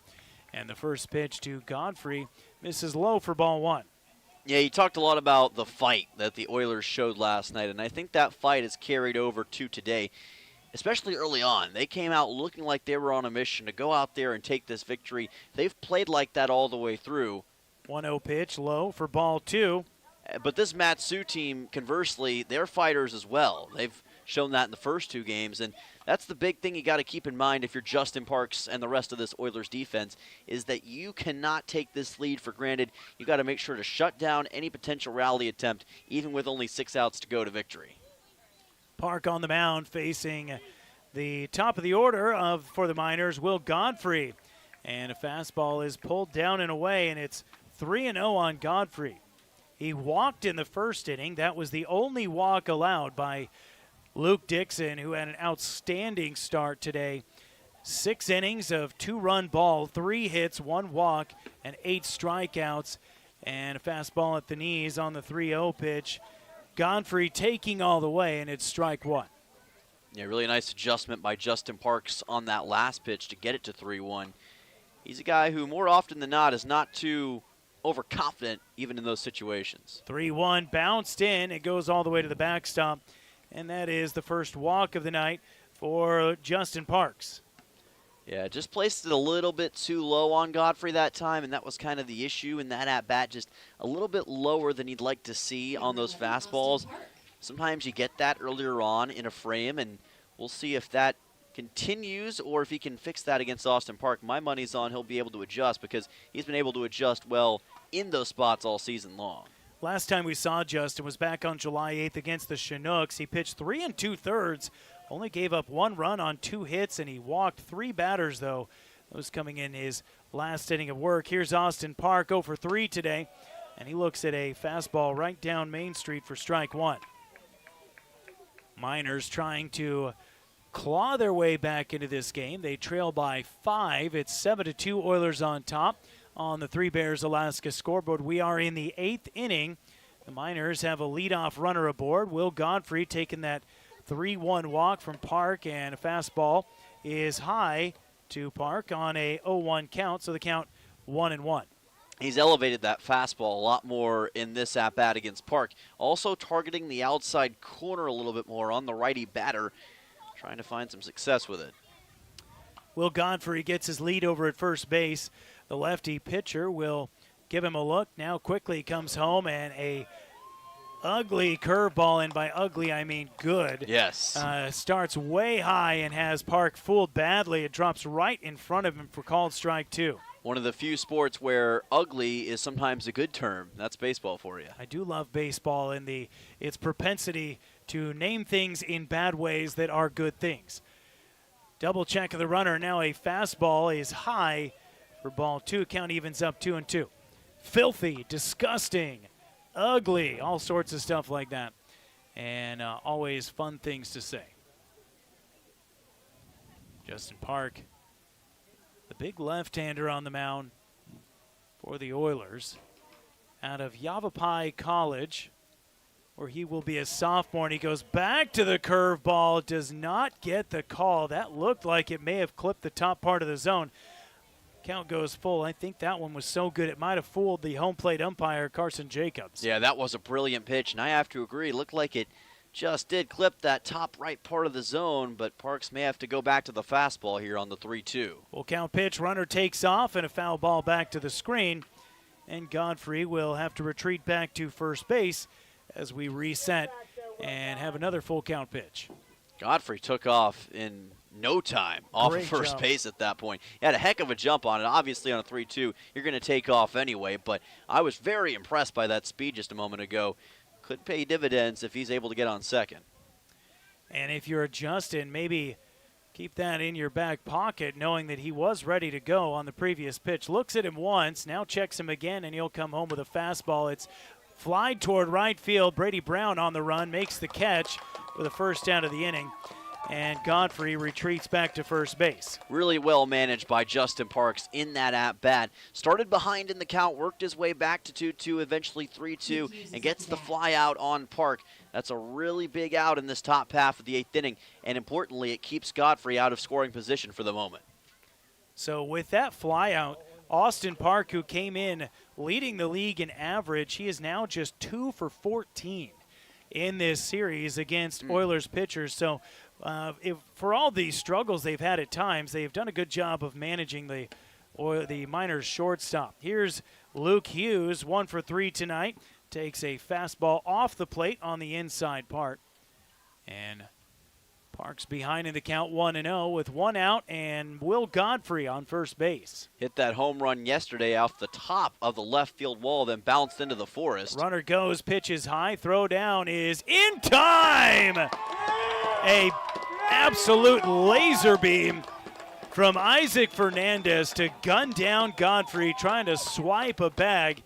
And that's how the Oilers get the second out of the inning. Oh, that was a sensational throw by Fernandez, but the job by Shane Cannon was great as well, because that throw was put in a good spot, but Cannon, close to the ground, has to make sure that ball doesn't slip out. He secures it just in the nick of time and gets a critical out on Will Godfrey.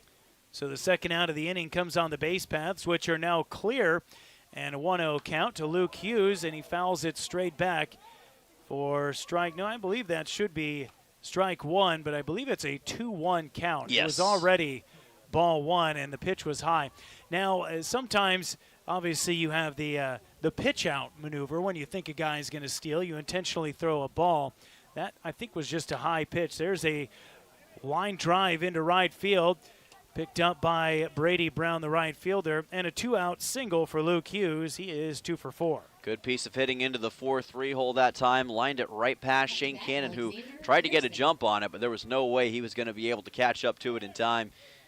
Good 2-out single for Hughes, but again, it's only going to work out if you can get more guys to come along with you. Yeah, our Miners are going to need more base runners. The caught stealing stings a little bit more after the Luke Hughes single. Here's Alexander Pearson, 0 for 3 tonight, and he grounds one right at Shane Cannon, the second baseman, fields it on a couple hops and throws to first to retire the side with a can of corn right there. The Oilers are able to get the Miners to strand one hit in the inning, no runs, no errors, and 1 man left on base. We go to the bottom of the 8th. The Oilers will send the 9, 1, and 2 hitters up on ESPN Radio. Upstairs at Beeman's, talking with Steve. If you're looking for those homeschool supplies, Beeman's is your first stop. Matt, we work with Connections and Idea and Raven homeschool programs. We have your basic homeschool supplies, educational aids and games. We have workbooks and science kits, reading books and sports equipment, arts and craft supplies. Check with your school to see when the allotments are going to be available. You'll find all that located here at Beeman's on the Kenai Superhighway in Soldotna. Gentle Dental in Soldotna provides modern dental care in a welcoming, comfortable environment where patients feel right at home. They're also preparing to offer dental implants in the coming months. Patients with missing teeth, failing teeth, or ill-fitting dentures who are non-smokers are encouraged to schedule an evaluation. Combined with an advanced new 3D imaging technology, Gentle Dental continues to deliver precise, predictable care. Call Gentle Dental in Soldotna today at 907-262-8834 to schedule an appointment.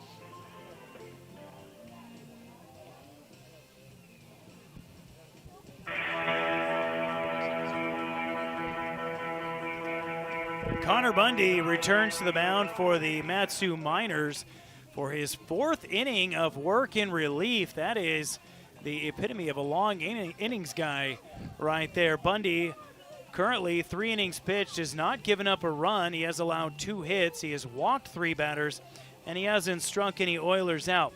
The Peninsula Oilers on top of the Miners, 7-2, as we head to the bottom of the 8th inning. It'll be the 9-1 and 2 hitters due up. Brady Brown, Shane Cannon, and Mark Nellis. The Oilers 7 runs on, what are we looking at? 7 hits here. They have 2 errors in the game, and they have left 7 men on base. The Miners 2 runs on 5 hits. They have committed 2 errors and left 5 men on base. Brady Brown is 0 for 3 tonight. A run scored after he reached on an error in the 4th inning. First pitch is lined towards shallow center field. It's left center, and it's going to drop down in front of Alexander Pearson. And Brady Brown has his first hit of the night, a leadoff single in the bottom of the 8th inning. And his ability in the 9-hole continues to shine through in this series. Of course, he had the 3-run homer yesterday. Really good shot into left center field this time. Pearson couldn't catch up to it in time. That's a brilliant hit for Brown to get things going in this bottom half of the 8th, and it also sets up this top part of the order. Just goes to show you how big that 9-hole hitter can be for any team. Yeah, they say you always, back in the day, people thought you put your worst hitter at the number 9 spot, and then that changed a little bit because obviously you want to be able to roll your lineup over. For a leadoff man is aboard, and a quick pitch from Connor Mundy to Shane Cannon bounces in for ball 1. And with that leadoff single, Connor Mundy has now allowed the leadoff man to reach base in 3 of his 4 innings of work, but he was able to work around it the last 2 times. They were both leadoff walks. First time he's had the leadoff man reach with a single. Cannon already has stolen base tonight. Nope, not Bundy. Brown, I'll get to the right name eventually, on first base. And the pitch comes in low to Cannon for ball 2. Shane is 0 for 2, a strikeout looking and a pop out. He also drove in a run on a squeeze play in the 4th inning. Don't get to see those very often. Connor Mundy, a fastball high and tight, and it's 3-0 on Cannon, and now Mundy struggling a little bit. Yeah, he was doing this earlier in the game as well in the bottom half of the 5th inning, just struggling to consistently find the zone. I think Cannon doing a good job of exploiting that right here. Big 3-0 hitters count coming up. 3-0 pitch on the way, high ball 4. And now the Oilers with 2 runners on and no outs in the bottom of the 8th inning, looking to do some major damage for the 2nd time tonight. It was the 4th inning the last time they did it when they plated 6 runs on 4 hits. A reminder, the texting line is open, 907-953-2006. We've had a couple of you message us. Like to know who you're cheering for. We'll give them a shout out. Fastball low and inside to Mark Nellis, who was showing bunt, and he has to dance back to get away from it, and that's 5 straight pitches out of the zone from Connor Mundy. Yeah, I'd have to imagine that Tyler Brunn's going to be keeping a close eye on this situation to see if he needs to sub Mundy out. Of course, he's approaching 4 innings pitched, so he's getting up there in his total pitch count. Bunt is pulled back, but still hits the bat. Mark Nellis unable to get it out of the way, and it goes trickling off to the right side for strike one. And Nellis kind of just grimaces in frustration as he turns away. Mundy in total at 51 total pitches now in this game. That's a lot of pitches in relief. 2 on and no outs for the Oilers in the bottom of the 8th inning, leading 7-2. And now Bundy lays down the bunt up the third baseline. Runners will advance. Fast throw over to first as Mundy is able to get on top of it to get Nellis before he reaches the first base for the first down of the inning. Yeah, really nice sac bunt by Nellis, though, and gave himself a really good shot at getting over to first. Mundy was just able to get to it in time, and that was a really nice throw from pretty far down the third baseline, so credit to him to get that out. But still, 2 runners in scoring position for the Oilers here with Nolan Graw and Luke Lusky waiting in the wings. Yeah, this is a big moment. I would say a big moment for Connor Mundy, the relief pitcher. You got yourself in this jam. Can you get yourself out? First pitch on the way to the right or left-handed hitting Graw. It's a big hit, a deep drive to right field, and it's going to need a bigger ballpark. A 3-run bomb for Nolan Graw, and the Oilers put an exclamation point on this third game with the Miners. They now lead 10-2 on the Three Bears Alaska scoreboard. We'd been waiting on that exclamation point since back in the 4th inning, and who better than Nolan Graw to deliver it, the comeback man here in the month of July. Remember, he had a home run back against the Glacier Pilots in the first series of the season, didn't play for the rest of June, has come back in July and just delivered a massive home run shot there, his second of the year. And the Oilers now with 12 total homers in the ABL this season, which is double the next team in the standings. And now Graw sitting on 4 RBIs tonight. Luke Lusky steps in and looks at a ball high from Connor Mundy, who is likely, well, I don't see a lot of activity in the bullpen, or either that or we got a pitcher who's just ready to go. This may be Mundy's last pitcher or batter since it's a righty-righty matchup. Lusky fouls the 1-0 off to the right side, and the count is a ball and a strike. Yeah, at this point, it's desperate times for Matsu to be sure, so they may be a little bit more content with keeping Mundy out there longer than if it was a closer game, but still not an ideal position to be in with Luke Lusky at the plate. Nolan Graw with a no-doubter. And now a grounder, a diving stop by Will Godfrey. Gets up, throws across the diamond. It's up the first baseline, but the catch and the tag applied by Luke Hughes. And Will Godfrey has been one of the most outstanding infield defenders we have seen this season in the ABL. That's a hit 99% of the time in a game, except Will Godfrey just had something to say about it. What a diving play. First of all, to stop the ball, but then to somehow get up and get that throw off as quickly as he did to Luke Hughes. I'm still in shock after that. What a great 5-3 and a couple of outstanding plays on both sides here in the last little bit. Robbing Bomberman of a hit into left field. Here is Owen Musial, who swings at a curveball that runs way inside. He fouls it off to the left side. I'm impressed that he made contact with that. Yeah, he did. I thought for a second he was going to foul it off of himself, but he was able to golf it down that third base line for a second. Just couldn't keep it fair. So the base is empty after the Nolan Graw home run and the Lusky ground out. Owen Musial behind in the count 1-0, and he chops another one to the left side, and Coach Dawson plays it on a couple hops. That's a risky move for a coach over the third base side. You want to demonstrate that you still got it, but it's a high risk, high reward move. If you miss it, you know you're going to hear about it when you get back to the dugout. And he certainly would have, but he's an athletic guy, and he's done some good things like that before. And Owen Musial with a deep drive to left field, and that one's off the wall. Needed about 6 more feet. Owen jogs into second base with his second double of the night, and the Oilers teeing off and having fun at Coral Seymour this evening. I thought that one was gone. Boy, I thought it was too. Just barely stayed inside the yard through that left field corner. What a shot by Owen Musial. A guy you're kind of shocked hasn't gotten a home run yet this season. Very nearly got one right there. And speaking of guys with home runs, Holubowski at the plate. Now, in theory, if he got a homer right here, the game would be over because of the 10-run rule. Holubowski, the right-handed hitter, takes a fastball off the outside corner. and it's 1-0.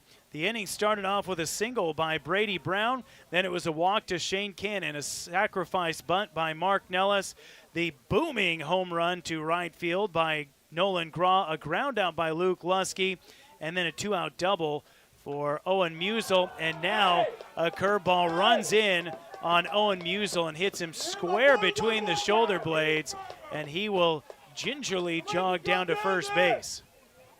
Yeah, that one hit him basically right between the numbers that time. Pretty hard shot.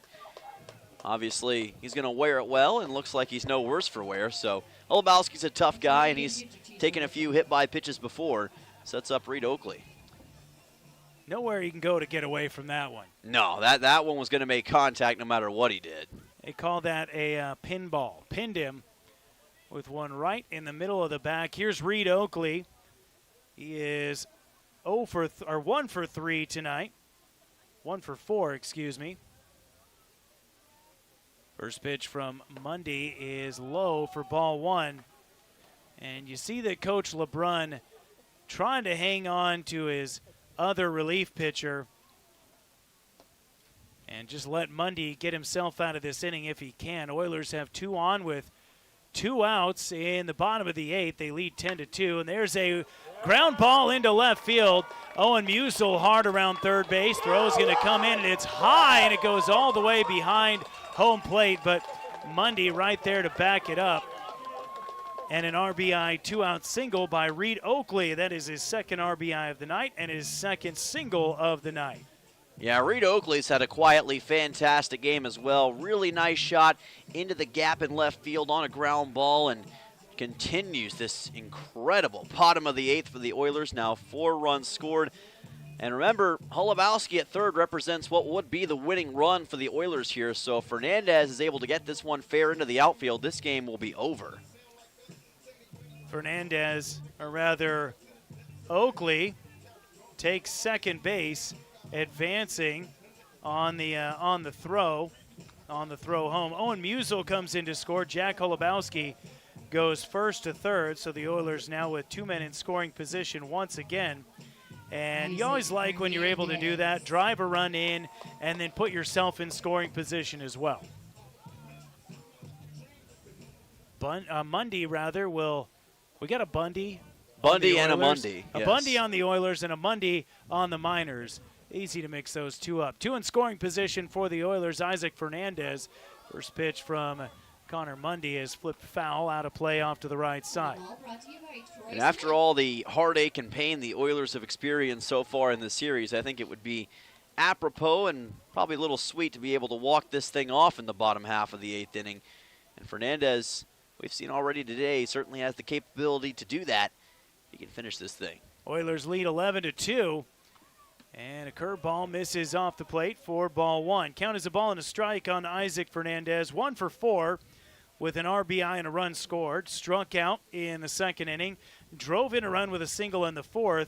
Fouled out in the 5th and reached on the fielder's choice in the 7th. He is the 9th Oiler to come to the plate in the bottom of the 8th inning against Mundy. And he pops this one up, but it's going to twist back foul into the grandstands. And it looks like a fan will get a souvenir. If you're an adult, you put that one in your pocket and you take it home. If you're a kid, you run to the snack shack. Yes. And get yourself, I don't know, do you get anything here? Back in the day, you got a Tootsie Pop. I think there may be an offer like that here, although I don't remember exactly what it is. Rain starting to come down in the bottom of the 8th inning. A 1-ball, 2-strike count to Isaac Fernandez. Oilers leading 11-2. Fastball, check swing, outside and in the dirt. And it was a ball called. They say he went around. So Fernandez tagged out somewhat emphatically by Declan Spooner after Spooner perceived a drop third strike. The Oilers played 4 runs on 4 hits in the inning. There are no errors, and they leave 2 men aboard. And the Miners have 3 outs to try and make up a 9-run differential as we go to the top of the 9th on ESPN Radio. I was told if you can sing it, you can remember. So I want to try this. First, if you ever need a tow truck for any reason, I want you to remember Genwar Towing 394-6068. Maybe you're on a date and you slide in the ditch, call Genwar Towing 394-6068. You really shouldn't sing. Maybe I need more reverb. Genwar Towing. Not so much. Genwar Towing, 394-6068.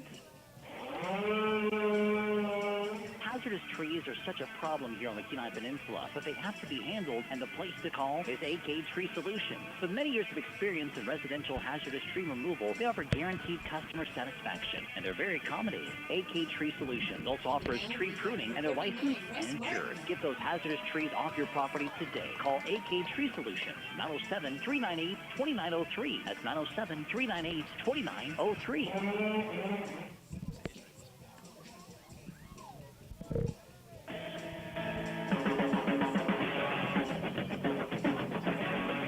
The Oilers will send Russ Martin to the pitching mound for the final inning. Probably. It'd be a big. It'd be cataclysmic if the Miners were able to turn this one around, especially against a guy like Russ Martin, who's been pretty solid in relief. Although the last time he came in, he relieved Kian Prendez. He pitched 1 inning and he gave up 1 run earned on 1 hit, and he walked 1 batter. He will contend with the 5, 6, and 7 hitters of the Miners in the top of the 9th inning. The Peninsula Oilers on top 11-2 after a big number. These Oilers, they don't score runs in a chip away at you style. When they score runs, they score them in droves. First pitch to Declan Spooner is outside for ball 1. As evidenced here, they score 6 runs in the 4th and 4 runs in the 8th. Yeah, whenever they score runs, like you said, it's in kind of a blitz. They do it all at once, and it leaves you wondering what the heck just happened. And I think that's the feeling maybe for the Mat-Su Miners here.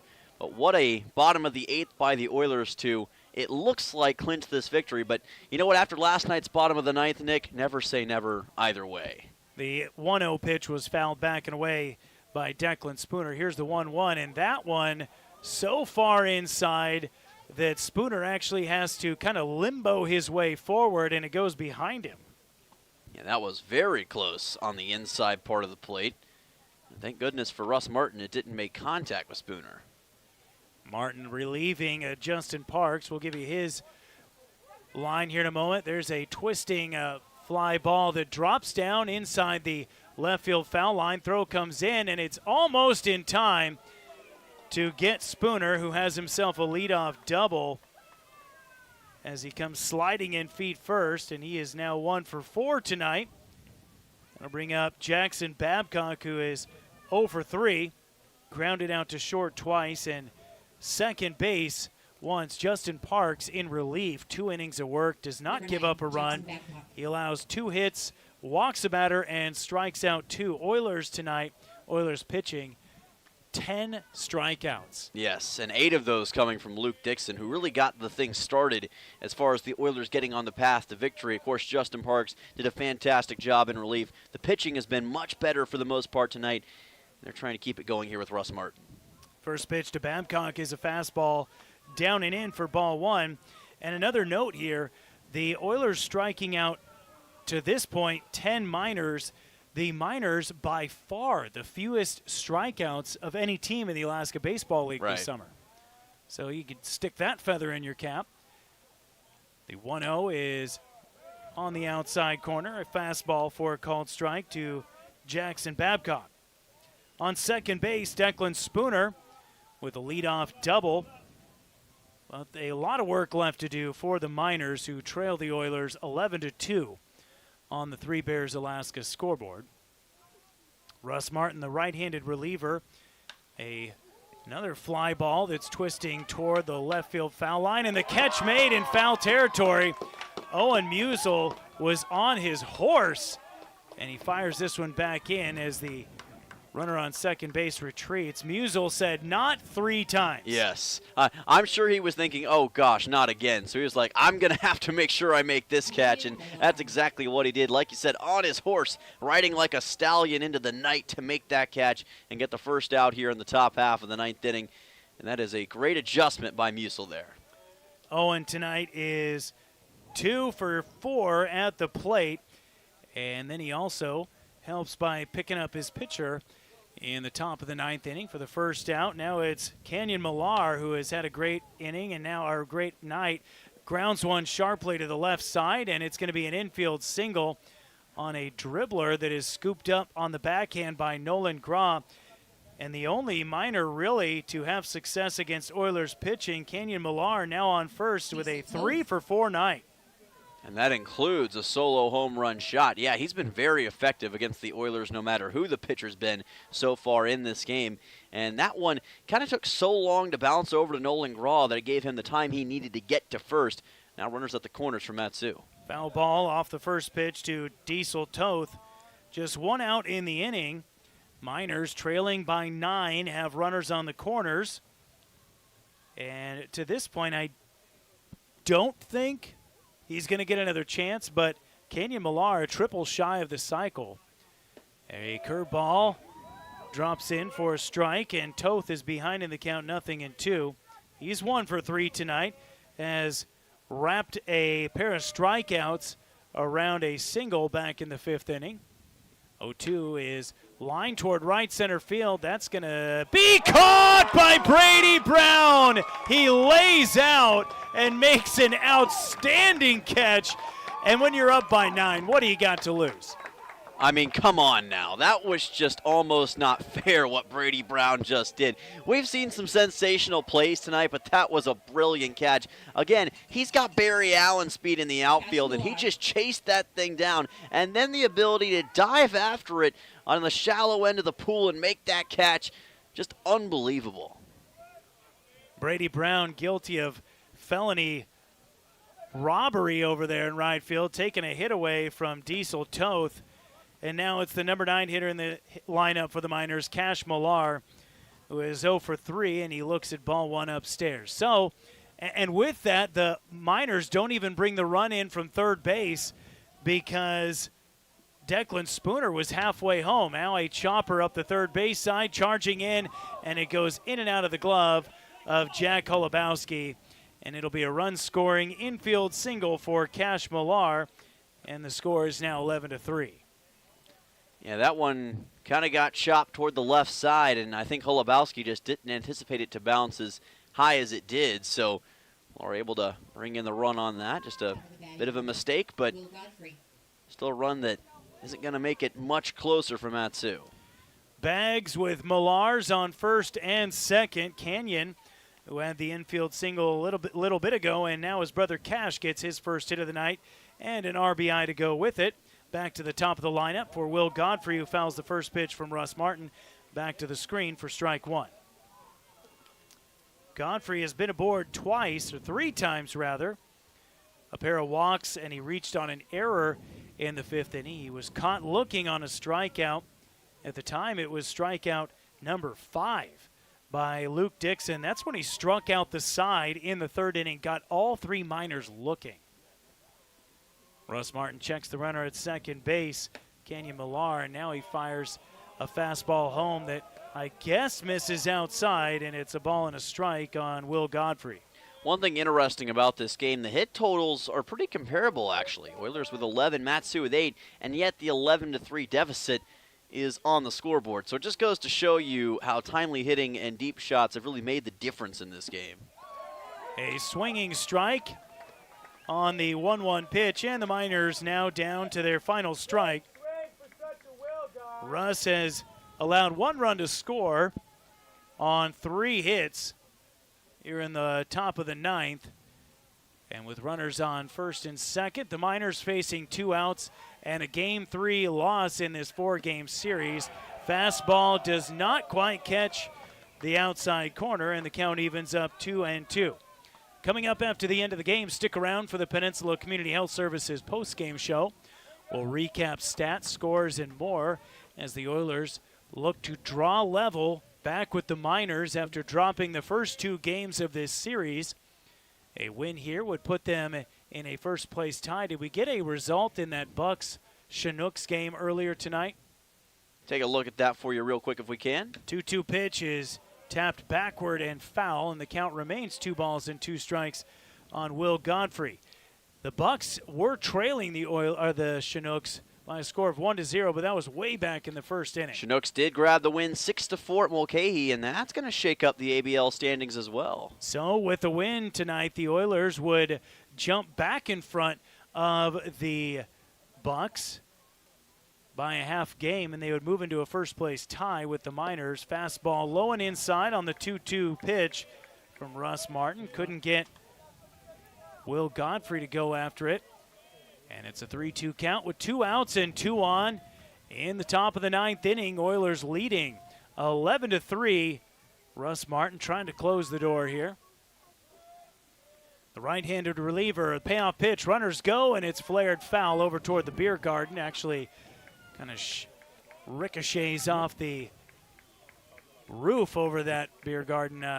What do we say, the servers area? Yeah, the servers area, I would say. You know, the interesting thing about the ABL standings race and the top of the World Championship Series, feels like right now it's a 3-team race and there's only 2 slots. This last stretch going into the end of the regular season, going to be so much fun to watch, especially with these 2 teams in the mix.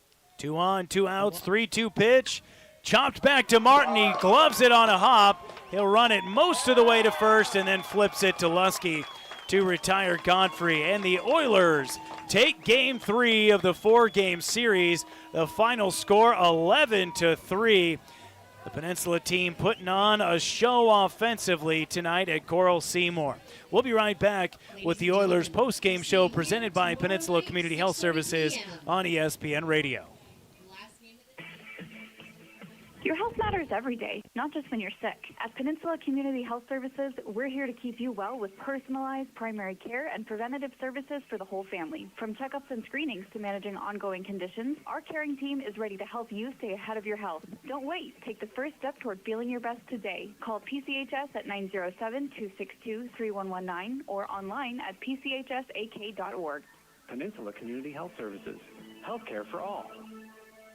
When trying to find a dentist, it can be challenging, and Ridgeway Family Dentistry knows this. Ridgeway is a new state-of-the-art facility offering you pain-free dentistry and is family-friendly. Even if you don't have time to have multiple appointments, Ridgeway Family Dentistry Play one can extra, complete please. all your treatment in one easy visit. At Ridgeway Family Dentistry, okay, important it is to have a smile and know how that can change your life. For your next dental appointment, call Ridgeway Family Dentistry at 262-8404. The World Cup's coming and everybody's talking defense. Here's a strategy that works long after the final whistle. If your family is complete, a no-needle, no-scalpel vasectomy is a safe, effective move. If you're done building your team, it may be time to strengthen your defense. Dr. Alvarez can perform your procedure in Soldotna or Homer. It's quick, comfortable, and a whole lot easier than chasing toddlers into extra time. Don't leave your future up to a lucky bounce. Call Peninsula Surgery and Aesthetics 907-235-1010 and schedule your no-needle, no-scalpel vasectomy. Score some peace of mind and enjoy the games.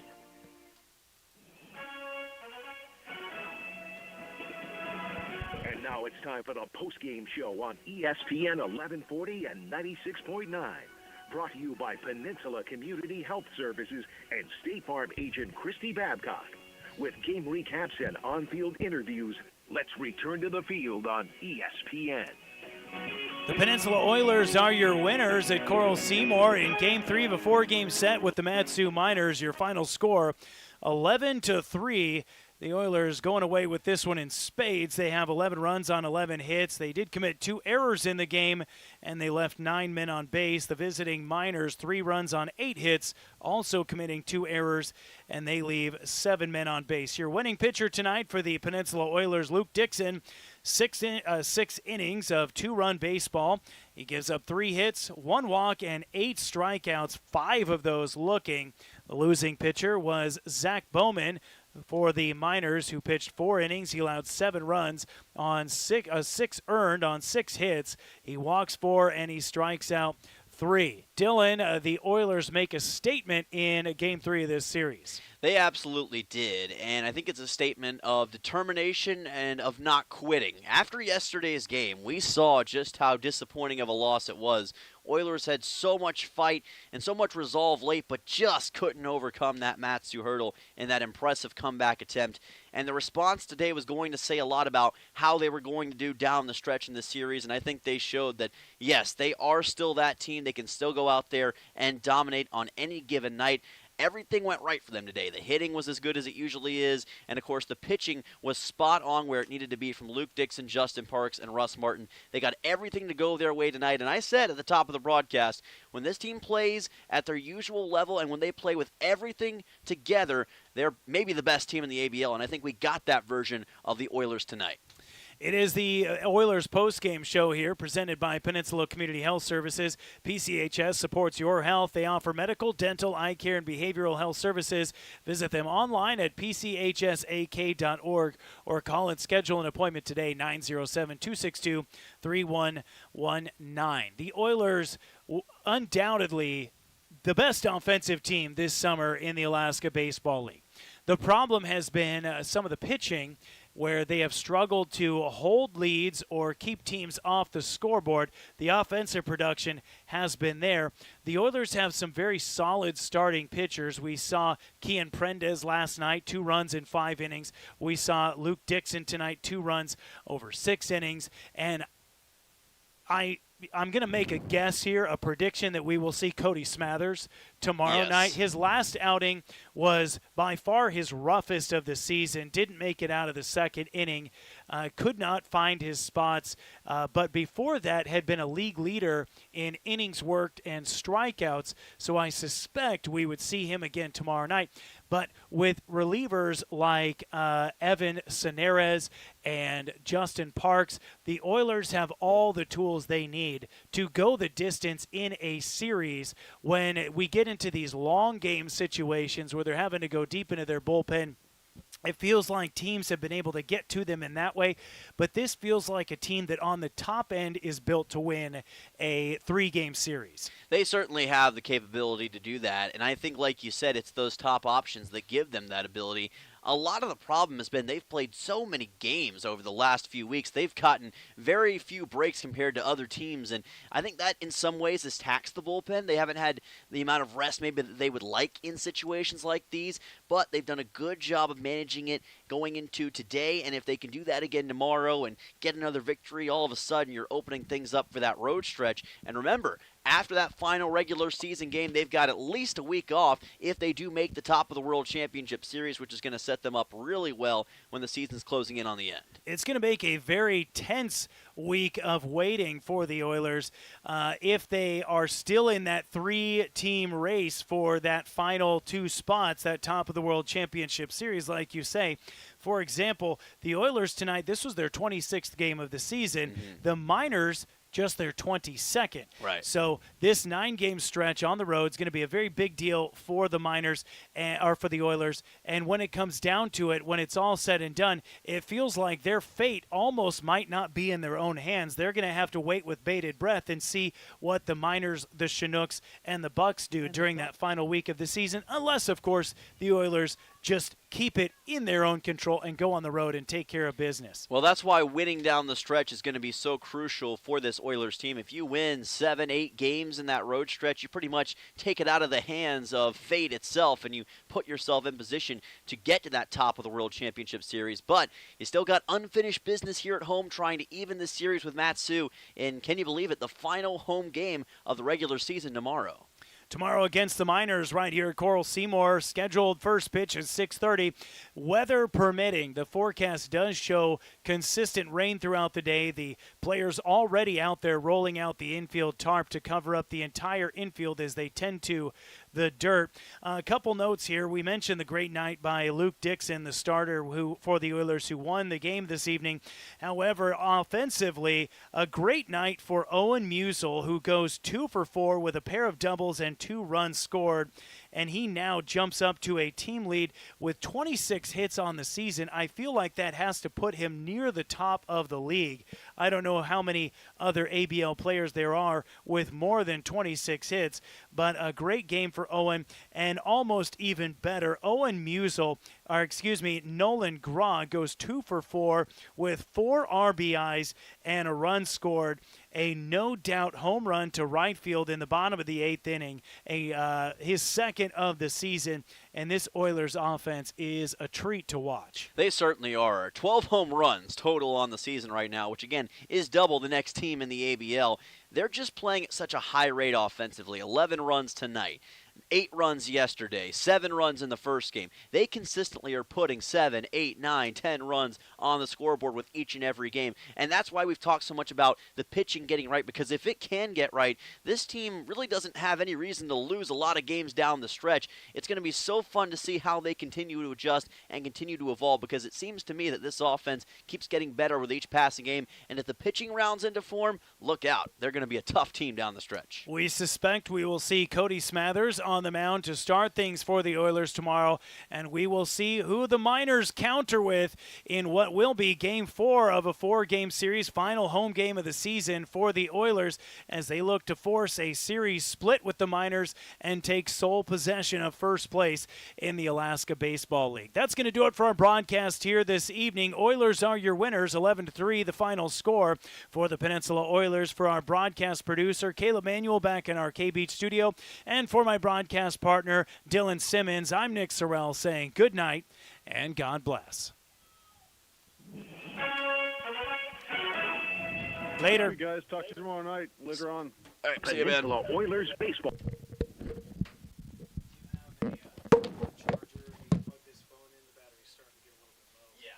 take care of it. Okay, I'm going to leave it right here. I'll plug it in. Or, I'll just turn it off.